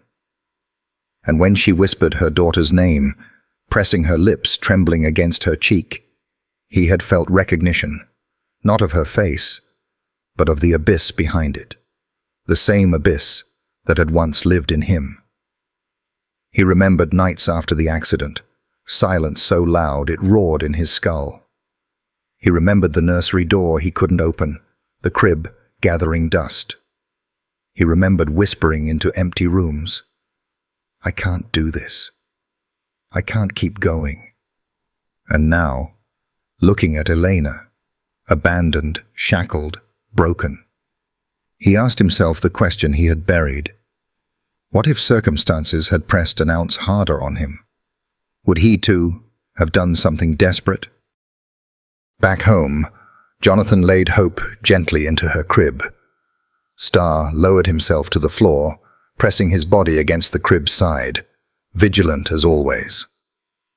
Jonathan sank into the armchair, burying his face in his hands. He thought of Eleanor's words, "Tell her I loved her. Tell her I tried." The world outside called her a monster. But Jonathan knew monsters. He had seen them in drunk drivers who walked away unscathed, in parents who bruised the children they were meant to love. Elena was not that. She was broken, yes. Desperate, yes. But not monstrous. And so the war began inside him. One part wanted to cling to anger, to protect Hope fiercely, to lock her away from the woman who had left her in the snow. That was simple, clean, the path society demanded.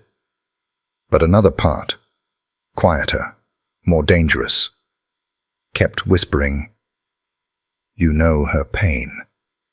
You cannot condemn what you understand too well." At the hospital the next day, voices clashed in the halls. "She abandoned a newborn," one nurse hissed. "There's no excuse," another countered. "She was drowning. None of you know what it's like." Jonathan moved past without speaking, but the arguments echoed his own turmoil. That evening, he found himself in the hospital chapel, a place he hadn't entered in years. Candles flickered against the silence. He sat in the back pew, elbows on his knees. "I don't know what to do," he whispered. "She left her, but she also saved her. Which truth do I hold on to?" No answer came, only silence. But sometimes silence is its own reply. When he stepped outside, Star waited by the door. The shepherd pressed his head into Jonathan's hand, grounding him. Jonathan exhaled, trembling. He didn't have answers yet, but he knew this. He could no longer see Elena Carter as the villain the world demanded. He had seen too much behind her eyes. He had seen himself. And that realization terrified him more than judgment ever could. The Blackwoods were no strangers to Boston society. Their names adorned libraries, scholarships, and gala programs. They lived in a Beacon Hill mansion behind iron gates that opened only for curated events. When they called a press conference, cameras swarmed like bees. Richard Blackwood, silver hair immaculate, spoke first. "My wife and I have followed with sorrow and admiration the story of the child now called Hope and the extraordinary dog who protected her. It is a tragedy that she began life this way, but a miracle she survived. Humanity must step in where others failed."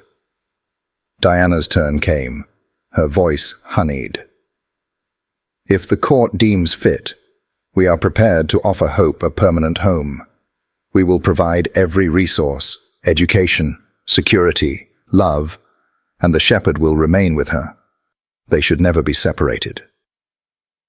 Applause. Questions. Headlines reframed. The perfect home for Hope. Jonathan Reed watched from the hospital lounge, unease tightening his stomach. Their words were polished, too practiced. Love, he thought, did not arrive in press releases. He glanced toward Hope's room, where the baby slept under paper stars taped to her crib. Valor lifted his head, amber eyes steady. "They want you too," Jonathan murmured. The miracle baby and her guardian dog. Public opinion split again. Anchors praised the Blackwoods as saviors. Social media fired back. Hope isn't a trophy. Why announce it at a press conference if it's not about them?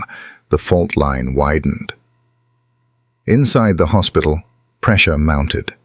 Flowers and blankets arrived at the front desk with notes urging Jonathan to support the Blackwoods.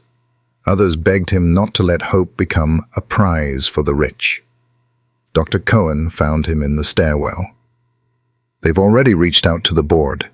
Millions for a new pediatric wing. People will listen. Jonathan's jaw tightened. This isn't about money. It's about a child. Then be ready to fight, Cohen warned. To them, this isn't a child. It's a legacy.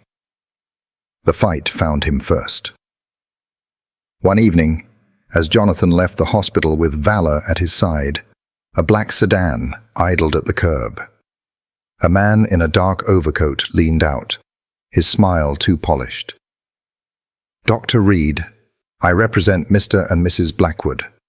They're grateful for your devotion, but they'd like to relieve you of this burden. Imagine what you could do without guardianship. They can give her everything, more than you can. They would be generous. He extended a card. Jonathan didn't take it. She's not a weight. She's a child, and I'm not for sale. The smile faltered. Think carefully. Opportunities like this don't come twice.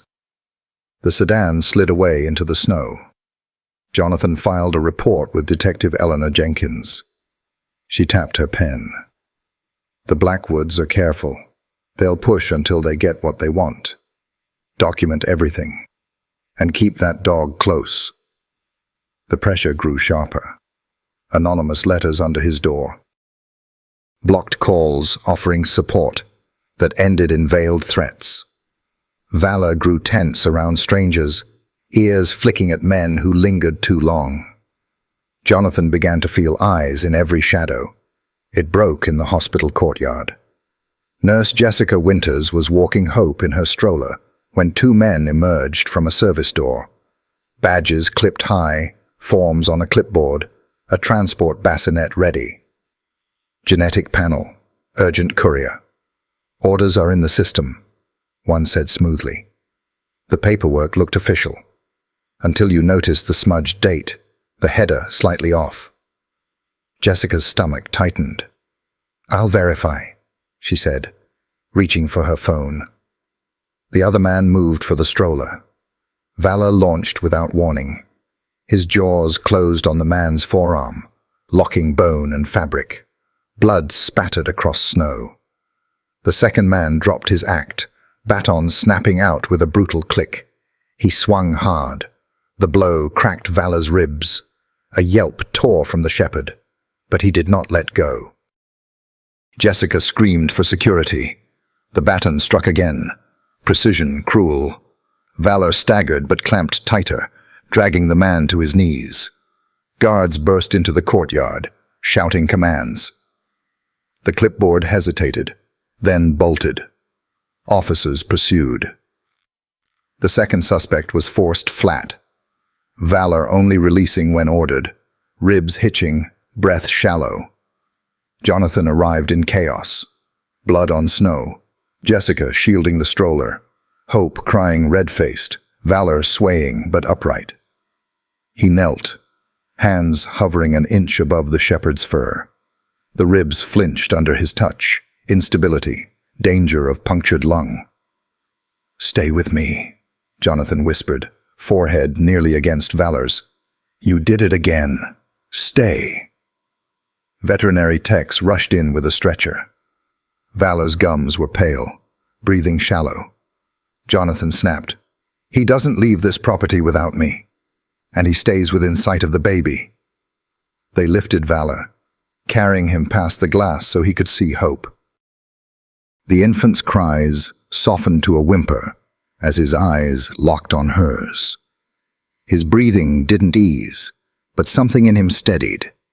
Detective Jenkins strode in, coat slick with snow.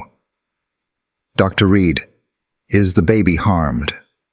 She's uninjured, Jonathan said, his hand still on Valor's head. He took the hit. Jenkins's jaw hardened. Get me warrants. Every call, every link to the Blackwoods. They just escalated. Now we escalate too.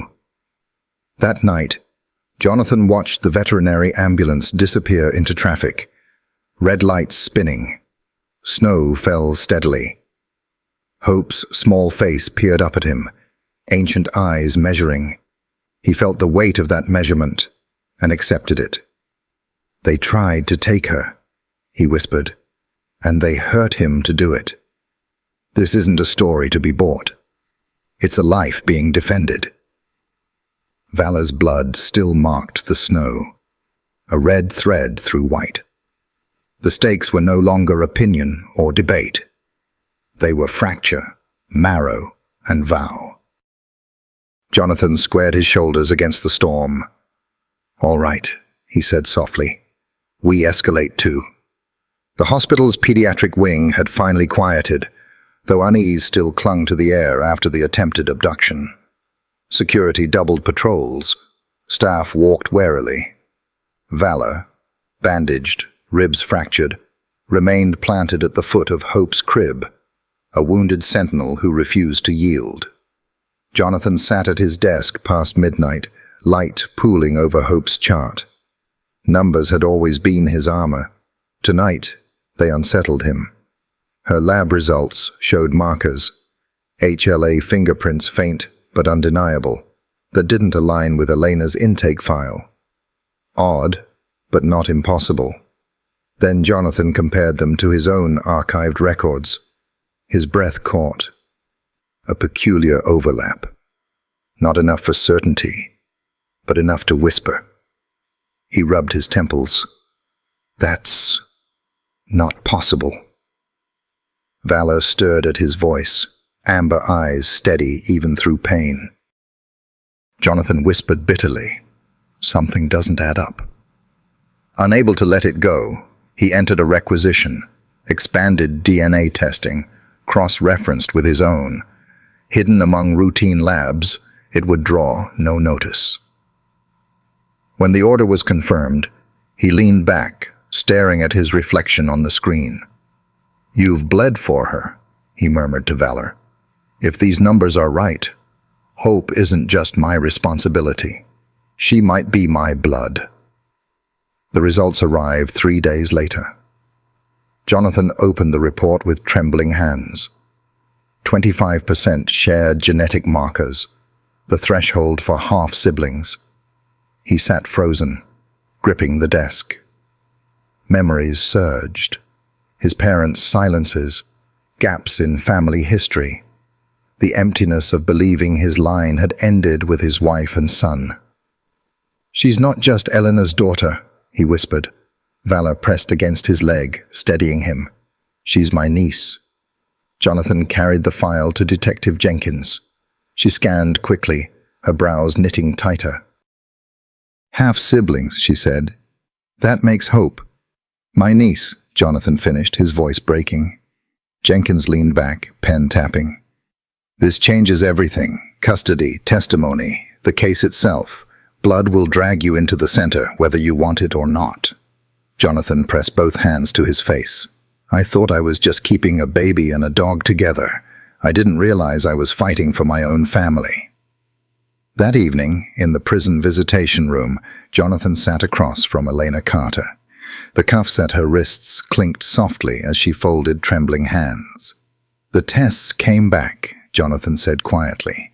"We share 25% of our genetic markers. Elena, you're my sister." Her face crumpled. Recognition, not disbelief. Tears spilled as she bowed her head into her hands. Jonathan reached across, resting his hand over hers. "I thought my family was gone. Wife, son, parents. But you," his voice broke. "You're proof I'm not alone." "I was adopted," Eleanor whispered. "Record sealed. I thought I was unwanted. And now—" Her eyes lifted, shimmering. "You." "Yes," Jonathan said hoarsely. "Which makes Hope my niece. Not just any child. Ours." Eleanor's tears flowed freely. "All this time I thought no one would understand. And it was you, all along." Valor, permitted under guard, rose stiffly and pressed his scarred muzzle against Eleanor's knee. She bent, shackled hands stroking his fur. "You knew," she whispered to him. "Before either of us." Jonathan's throat tightened. Somehow the dog had bridged what science only confirmed.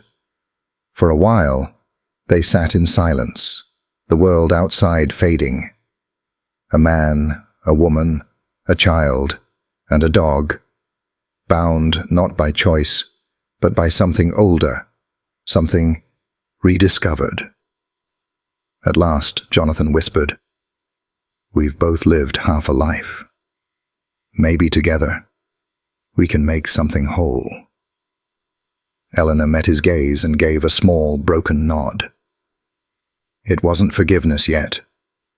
It wasn't an absolution. But it was belonging, fragile, imperfect, undeniable. The courthouse loomed like a cathedral, marble echoing with centuries of judgment. Outside, signs clashed in the winter air. Justice for hope, in bold black ink. Mercy for mothers painted soft. Reporters swarmed the steps, their cameras snapping like locust wings. Inside, Elena sat at the defense table. Prison blues swapped for a plain blouse, but still burdened by invisible chains. Jonathan watched from the second row. Hope in a nurse's care, valor barred outside the chamber, but present in spirit. The prosecutor rose first, voice sharp as steel. The defendant left her newborn in 17-degree weather. Survival was no thanks to her. It was an accident. A dog stumbling across the child. This was not mercy. It was abandonment. The law is not written on miracles. Photos of the alley, the frost-stained blanket. Hope's tiny purpled hand struck the room like blows. Murmurs rippled. The air grew colder. Elena's attorney, Eleanor Matthews, stood next. Her voice was low, steady. The law may not be written on miracles, but humanity is. This was not malice. This was a young nurse, jobless, starving, abandoned, drowning in postpartum despair. She placed her baby with the one being she trusted, the shepherd she had raised, not to discard, but to protect. She called Jonathan to the stand. Reporters leaned forward. He swore the oath, then answered, "I found them in the alley." The baby was hypothermic, seconds from collapse. The dog, Valor, shielded her from the wind, his body heat preserving her life. He growled at me, positioned himself between her and danger.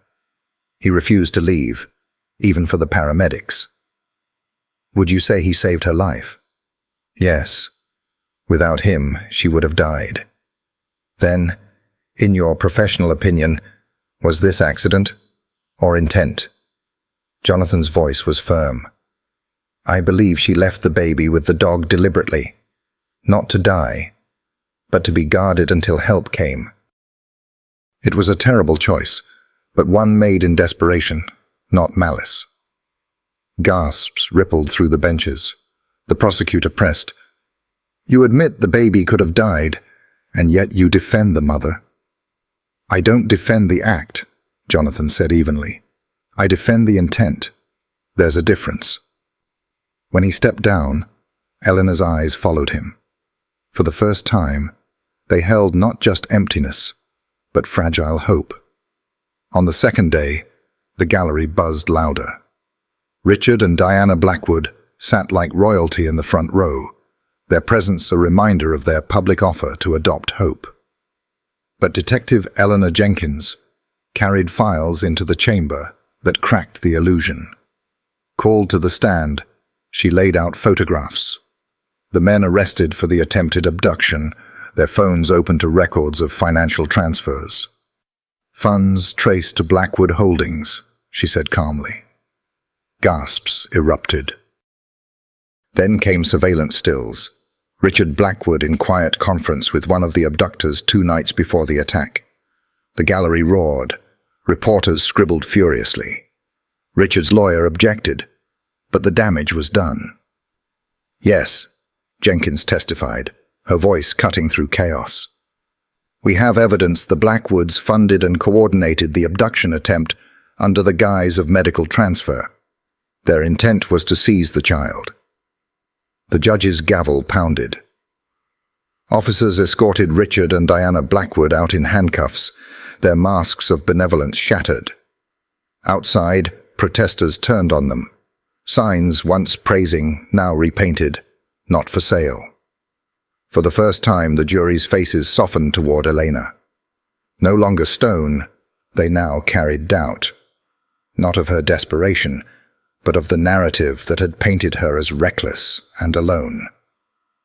On the final day, the air was heavy with waiting. The prosecutor spoke with measured gravity. She endangered her child's life. That cannot be erased by desperation. Convict her, not because she is evil, but because danger cannot be excused. Matthews rose slowly, her voice carrying like warmth in the drafty hall. Yes, she made a dangerous choice, but she trusted the shepherd who had always protected her. That was not abandonment. It was a plea. And he did what she believed he could. He saved the child. We must ask not only what she did, but what failures of society left her so alone that a dog felt safer than her community. The jury shifted, moved by words that photographs alone could not counter. The judge leaned forward. "Elena Carter, rise." She stood, trembling. Jonathan held his breath. Valor pressed close to his leg. The judge's voice was deliberate. "You endangered your child. That is undeniable.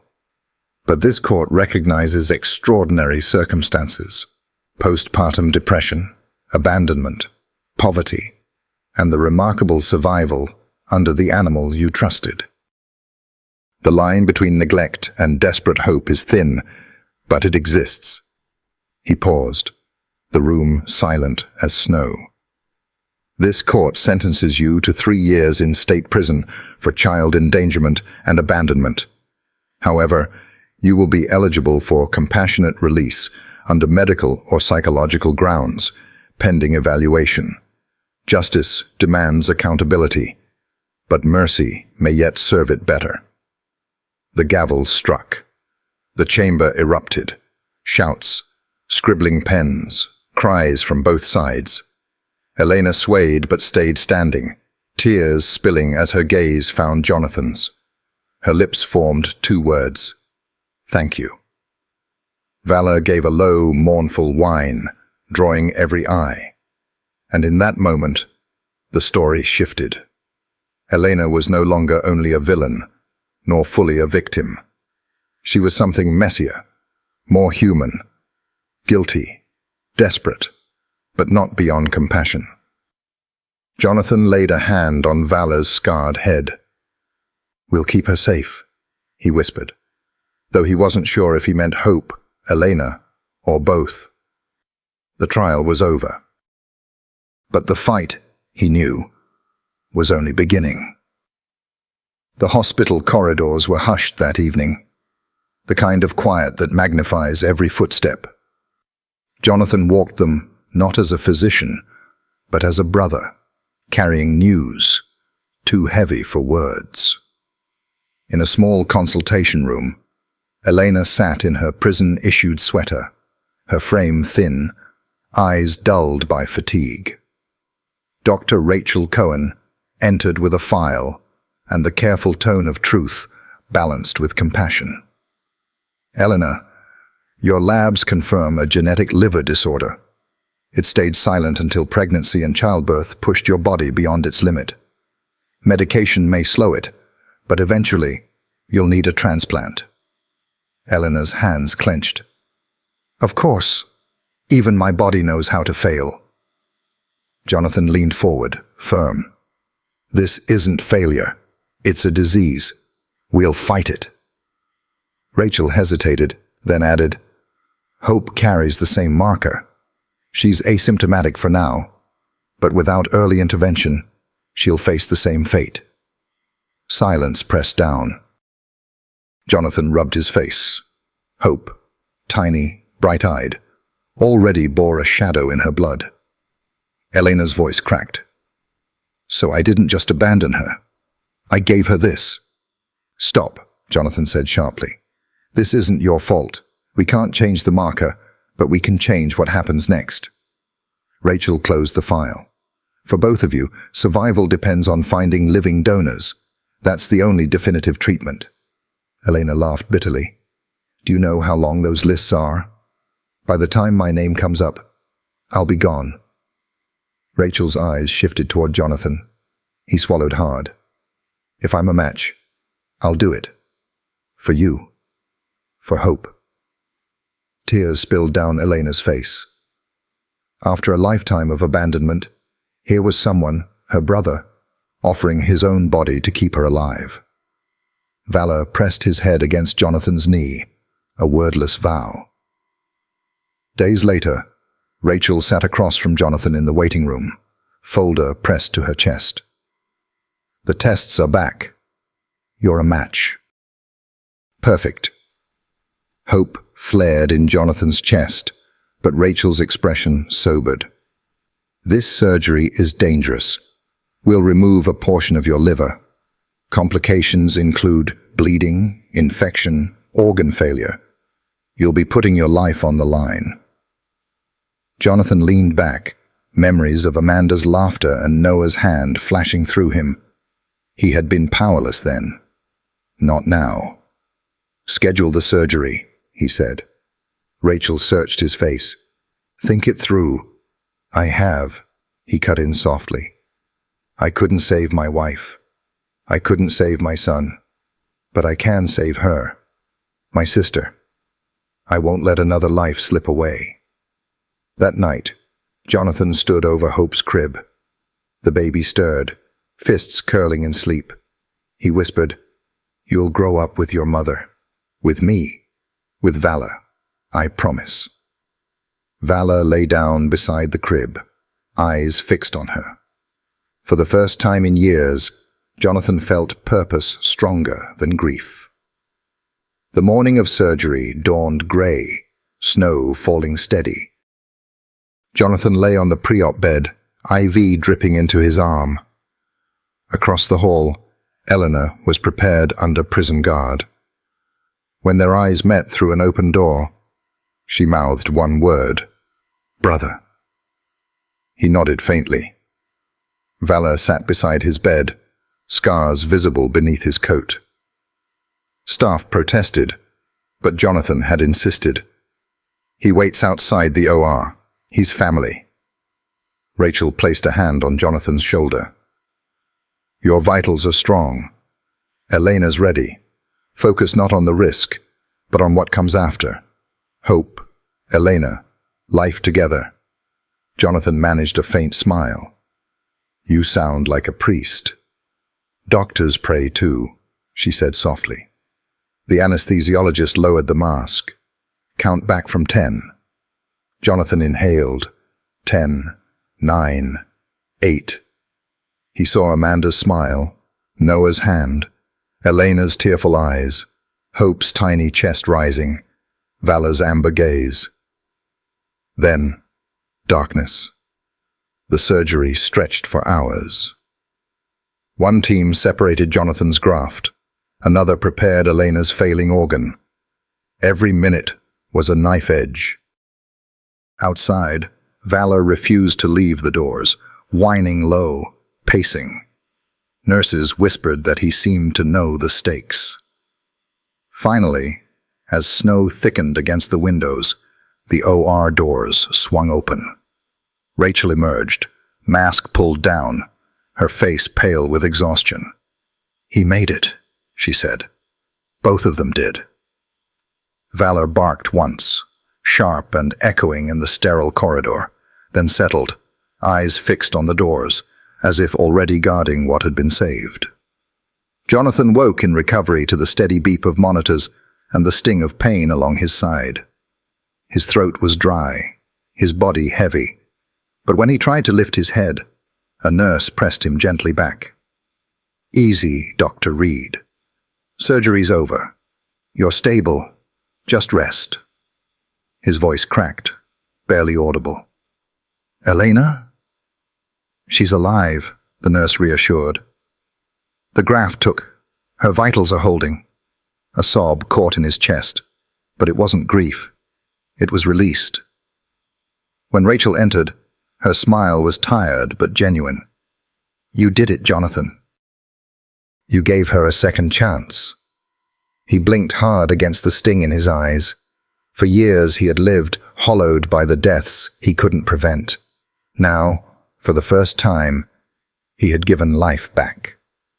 A soft sound drew his attention. Beside the bed, Valor had been allowed into recovery. The shepherd lowered his head onto the mattress, eyes glistening, tail thumping once in restrained relief. Jonathan let his fingers brush through the dog's coarse fur. "We did it, boy," he whispered, his voice breaking. The monitor beeped steadily. The snow fell silently outside, and for the first time in years, Jonathan felt whole. Not because the pain had vanished, but because he had chosen to carry it forward. For his sister, for his niece, for the fragile, miraculous family that fate had carved out of brokenness and blood. The first weeks after the operation passed like a fragile dawn, each day carrying both pain and possibility. Jonathan's body ached constantly, his steps slow, his side burning with each movement. Elena was even weaker, often waking drenched in sweat, her breath shallow as her body learned to accept the piece of her brother that now lived within her. Yet through the pain, through the exhaustion, something new grew between them. Something neither had dared hope for. For the first time in years, Jonathan's apartment didn't feel like a mausoleum. It wasn't the sterile refuge of a man hiding from the world anymore. It had become a home. Hope's nursery was the heart of it. The walls painted soft cream, the crib lined with blankets Eleanor had stitched by hand, the mobile of paper stars that Jonathan hung himself. It all glowed with life. In the mornings, light streamed through the blinds, painting golden stripes across Hope's chubby face as she laughed at nothing and everything. Her laughter, high and bubbling, filled corners of the apartment that had known only silence. Jonathan found himself lingering at the nursery door, listening. Sometimes Elena was inside, rocking Hope gently, whispering stories about stars and rivers and the dog who had never left her side. Other times, Hope lay in the crib while Valor sat nearby, his scarred body folded like a sentry, ears twitching at every sound. The shepherd limped now, his ribs and lung never fully healing from the attack. But the limp did not diminish him. If anything, it made his vigil more poignant. A warrior who bore his scars, but never abandoned his post. At night, after Hope finally slept, Jonathan and Elena would find themselves in the kitchen, nursing mugs of tea. They spoke softly, as though afraid to break the spell. The conversations wandered, sometimes practical, about schedules, doctor appointments, finances. Other times, heavier, about Eleanor's years of loneliness, about Jonathan's wife and son, about the night everything had changed in that snowy alley. "I thought I was done," Jonathan confessed one evening, staring into the steam rising from his cup. "After the accident, I told myself I'd never open my heart again. It hurt too much. And then, I found you, found her, found him." He nodded toward Valor, curled at their feet. Elena's eyes shimmered. "And I thought I was destined to fail. Every step of my life felt like a mistake I couldn't undo. But when you offered yourself, your body, your life, to save me, Jonathan, I realized maybe Maybe I wasn't forsaken. Maybe I was just waiting for you to find me again." They fell into silence, but it wasn't empty. It was the silence of understanding, of wounds that no longer bled, but still ached. Hope stirred then, her soft cry drifting down the hall. Before Jonathan could rise, Eleanor reached out, squeezing his hand. "Rest. I've got her tonight." She smiled faintly. "It's my turn." Jonathan sat back, watching her disappear into the nursery.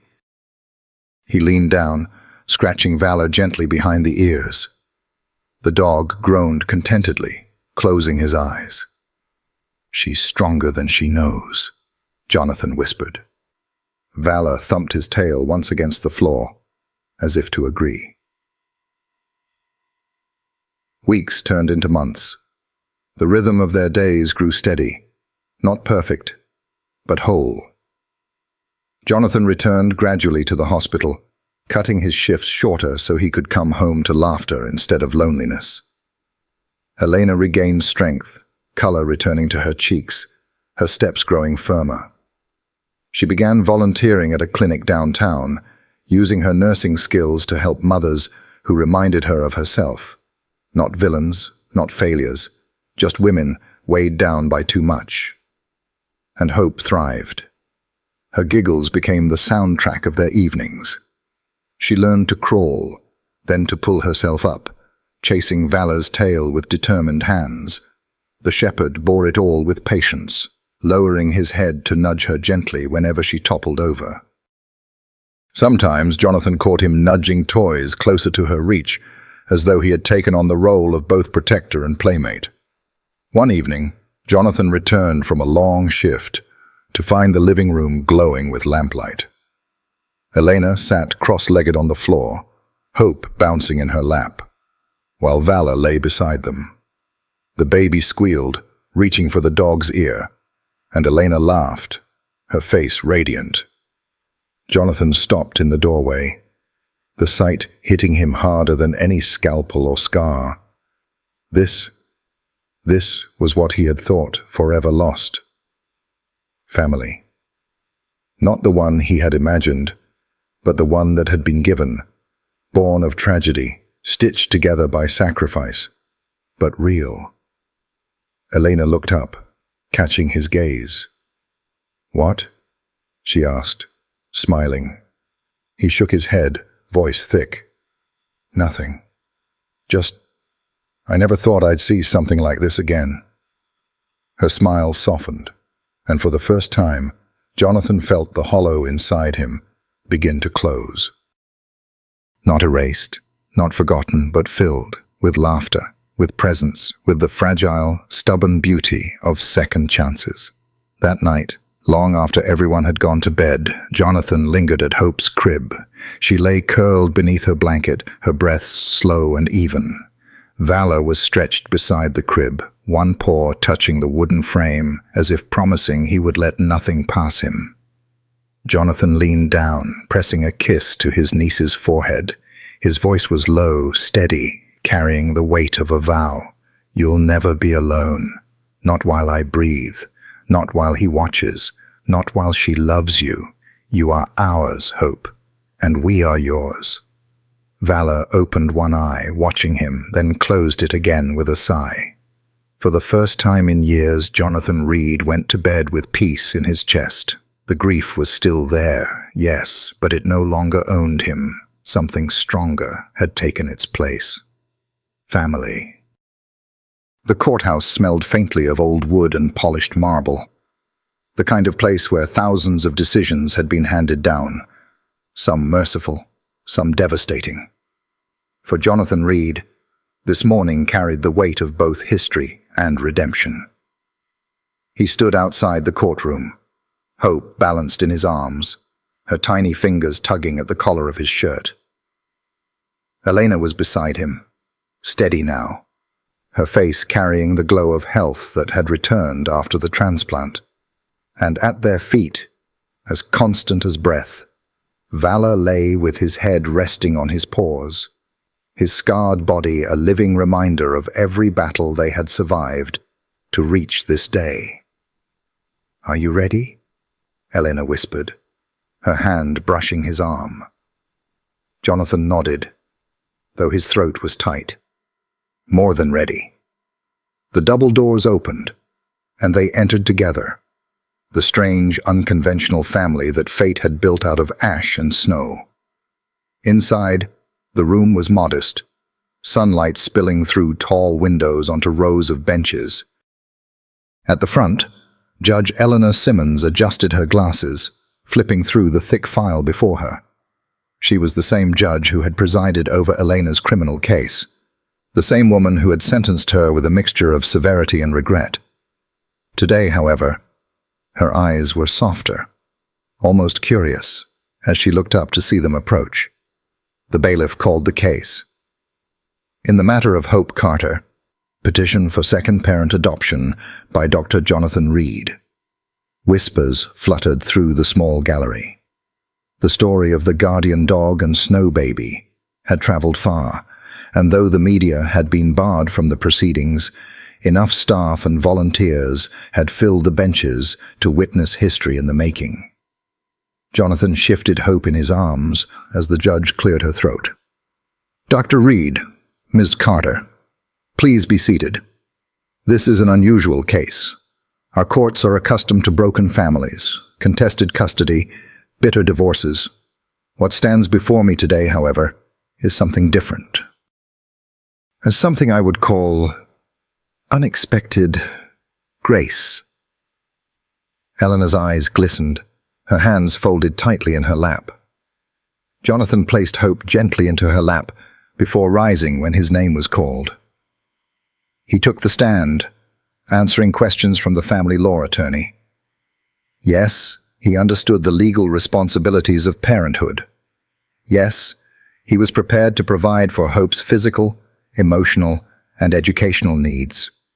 Yes, he had petitioned for co-parent status, not to replace Eleanor, but to stand alongside her, to ensure Hope would never face the instability of systems again. When asked why, Jonathan's voice broke, raw with truth. "Because I lost my wife and son. Because I know what it is to live in a house filled with silence. And because when I found Hope in that alley, guarded by a wounded dog in the snow, I knew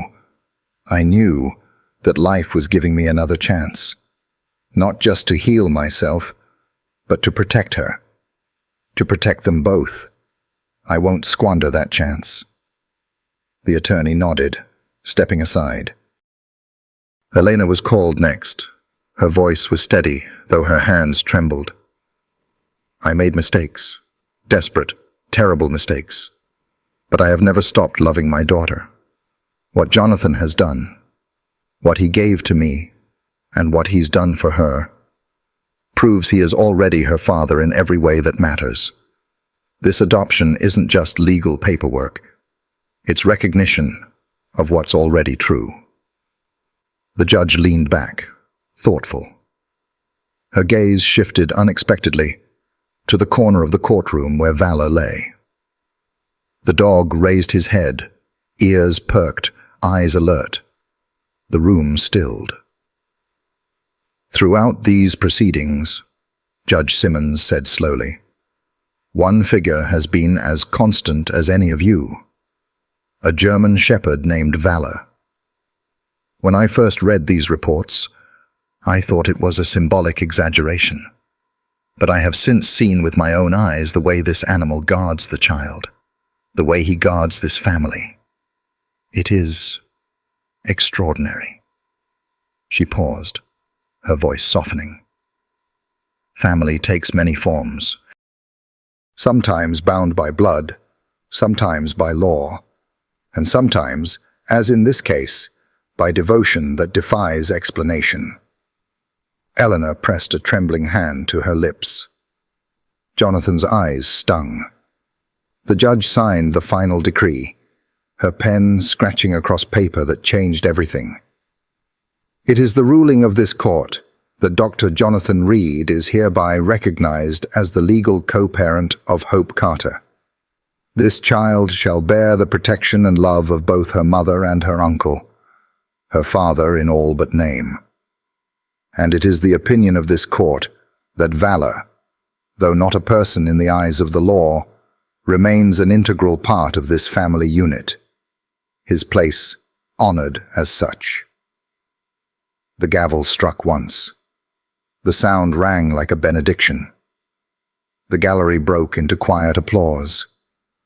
Eleanor clutched Hope to her chest, tears streaming freely, while Jonathan lowered into his seat, head bowed. Valor rose stiffly, limping toward them, tail swishing once, as if to say he approved. Hope giggled, reaching for his ear. Jonathan looked at them, mother, child, dog, and felt a fullness in his chest he hadn't thought possible. Not the perfection of the life he had once imagined, but something harder, richer, forged in fire and frost.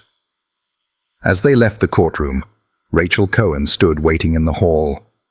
She embraced them both, her voice thick with emotion. "It's done. She's safe. You're all safe."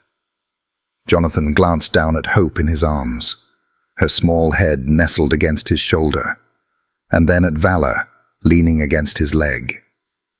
He whispered to them both, almost in disbelief, "We're a family now.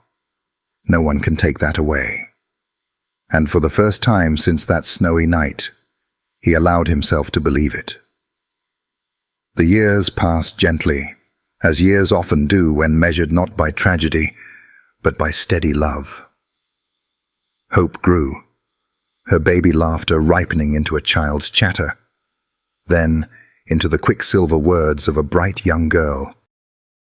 Jonathan aged too, his shoulders bent a little from years of work, but his eyes lighter now, no longer haunted by silence. Eleanor flourished in her second chance, her health stable, her spirit stronger, pouring her nursing back into a clinic for mothers who looked too much like the woman she had once been. And always, at the center of their lives, was Valor. The shepherd, never fully healed from the broken ribs, the damaged lung. His gait was slower, his breath sometimes rough in the night. But he lived on, year after year, carried forward by sheer will and a bond no one could explain.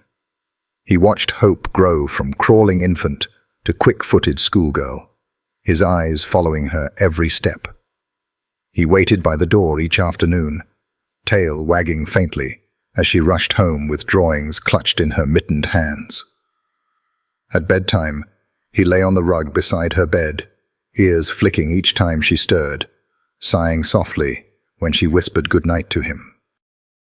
By the time Hope turned 8, Valor's muzzle had gone white. His steps were slow, his naps longer. Jonathan sometimes caught him gazing out the window, as though he were watching something far away, something only he could see. One winter evening, the snow tapping gently at the windows, Hope lay curled in her bed with a book in her hands.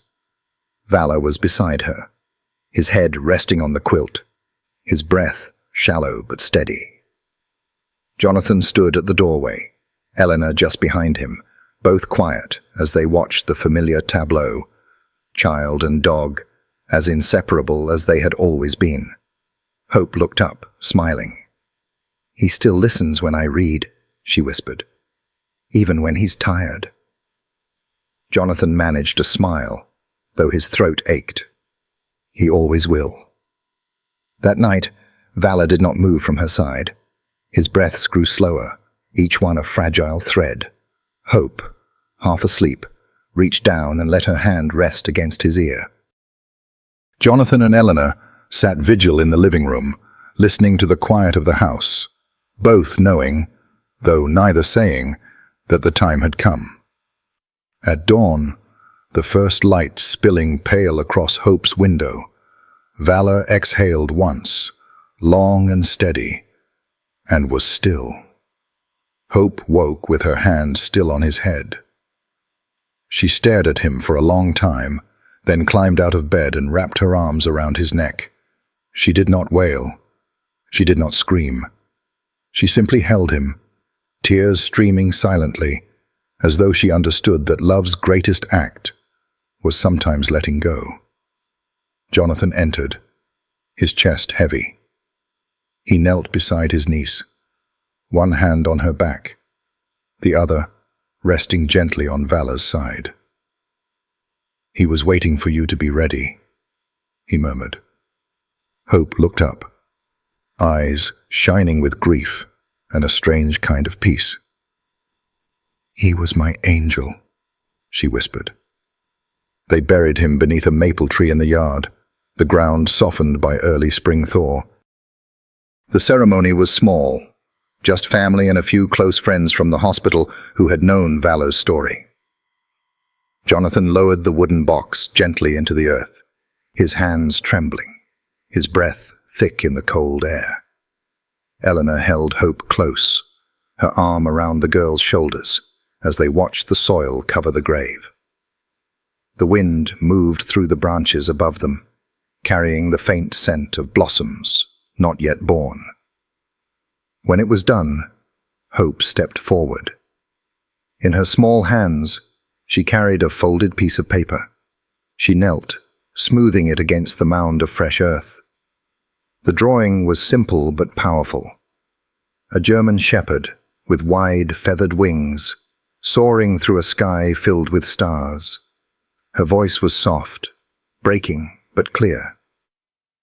"Now he can watch over us from everywhere." Jonathan bowed his head, tears slipping down his face. Elena pressed her lips to Hope's hair, her own tears falling freely. The three of them stood in silence, the world hushed around them, as though even nature paused to honor the shepherd who had guarded them all. That night, the house felt emptier. The absence of Vala's steady presence was a hollow that echoed in every room. But as Jonathan sat in the nursery, Hope's old crib now replaced by books and a desk, he realized something profound. True guardianship had never been about strength alone. It wasn't about teeth bared in the snow or battles fought in hospital courtyards. It wasn't about living forever. It was about presence, about staying, through pain and fear and the slow erosion of time, about watching silently, faithfully, until the ones you loved no longer needed your body to feel your protection. Jonathan looked at Eleanor across the room, then at Hope, curled in her blankets, clutching a stuffed toy where Vala used to lay. His heart ached, but beneath the ache was something stronger: gratitude. "Rest now, old friend," he whispered to the night. "We'll carry it from here." Outside, the wind stirred through the maple branches, rustling the leaves like a benediction. And somewhere in the boundless quiet of the stars, a shepherd with wings ran free. Sometimes the stories we share aren't just about people or dogs, but about the quiet threads that bind us together. A German shepherd's loyalty, the warmth of a watchful paw, or the way a child finds comfort in a faithful guardian. These are reminders that love doesn't always speak in words. It shows up in presence, in patience, in choosing to stay. If you've ever looked into your dog's eyes and felt they understood you better than anyone else, you know exactly what I mean. That bond is sacred, and it deserves to be nurtured. I've found comfort in places where people share ways to deepen that connection.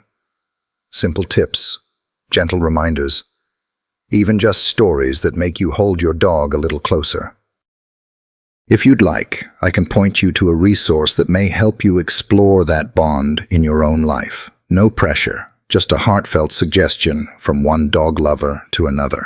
Because in the end, these moments with our companions are the treasures we carry long after the years have passed. And maybe, just maybe, strengthening that bond will give you memories worth keeping forever. Would you like me to share it?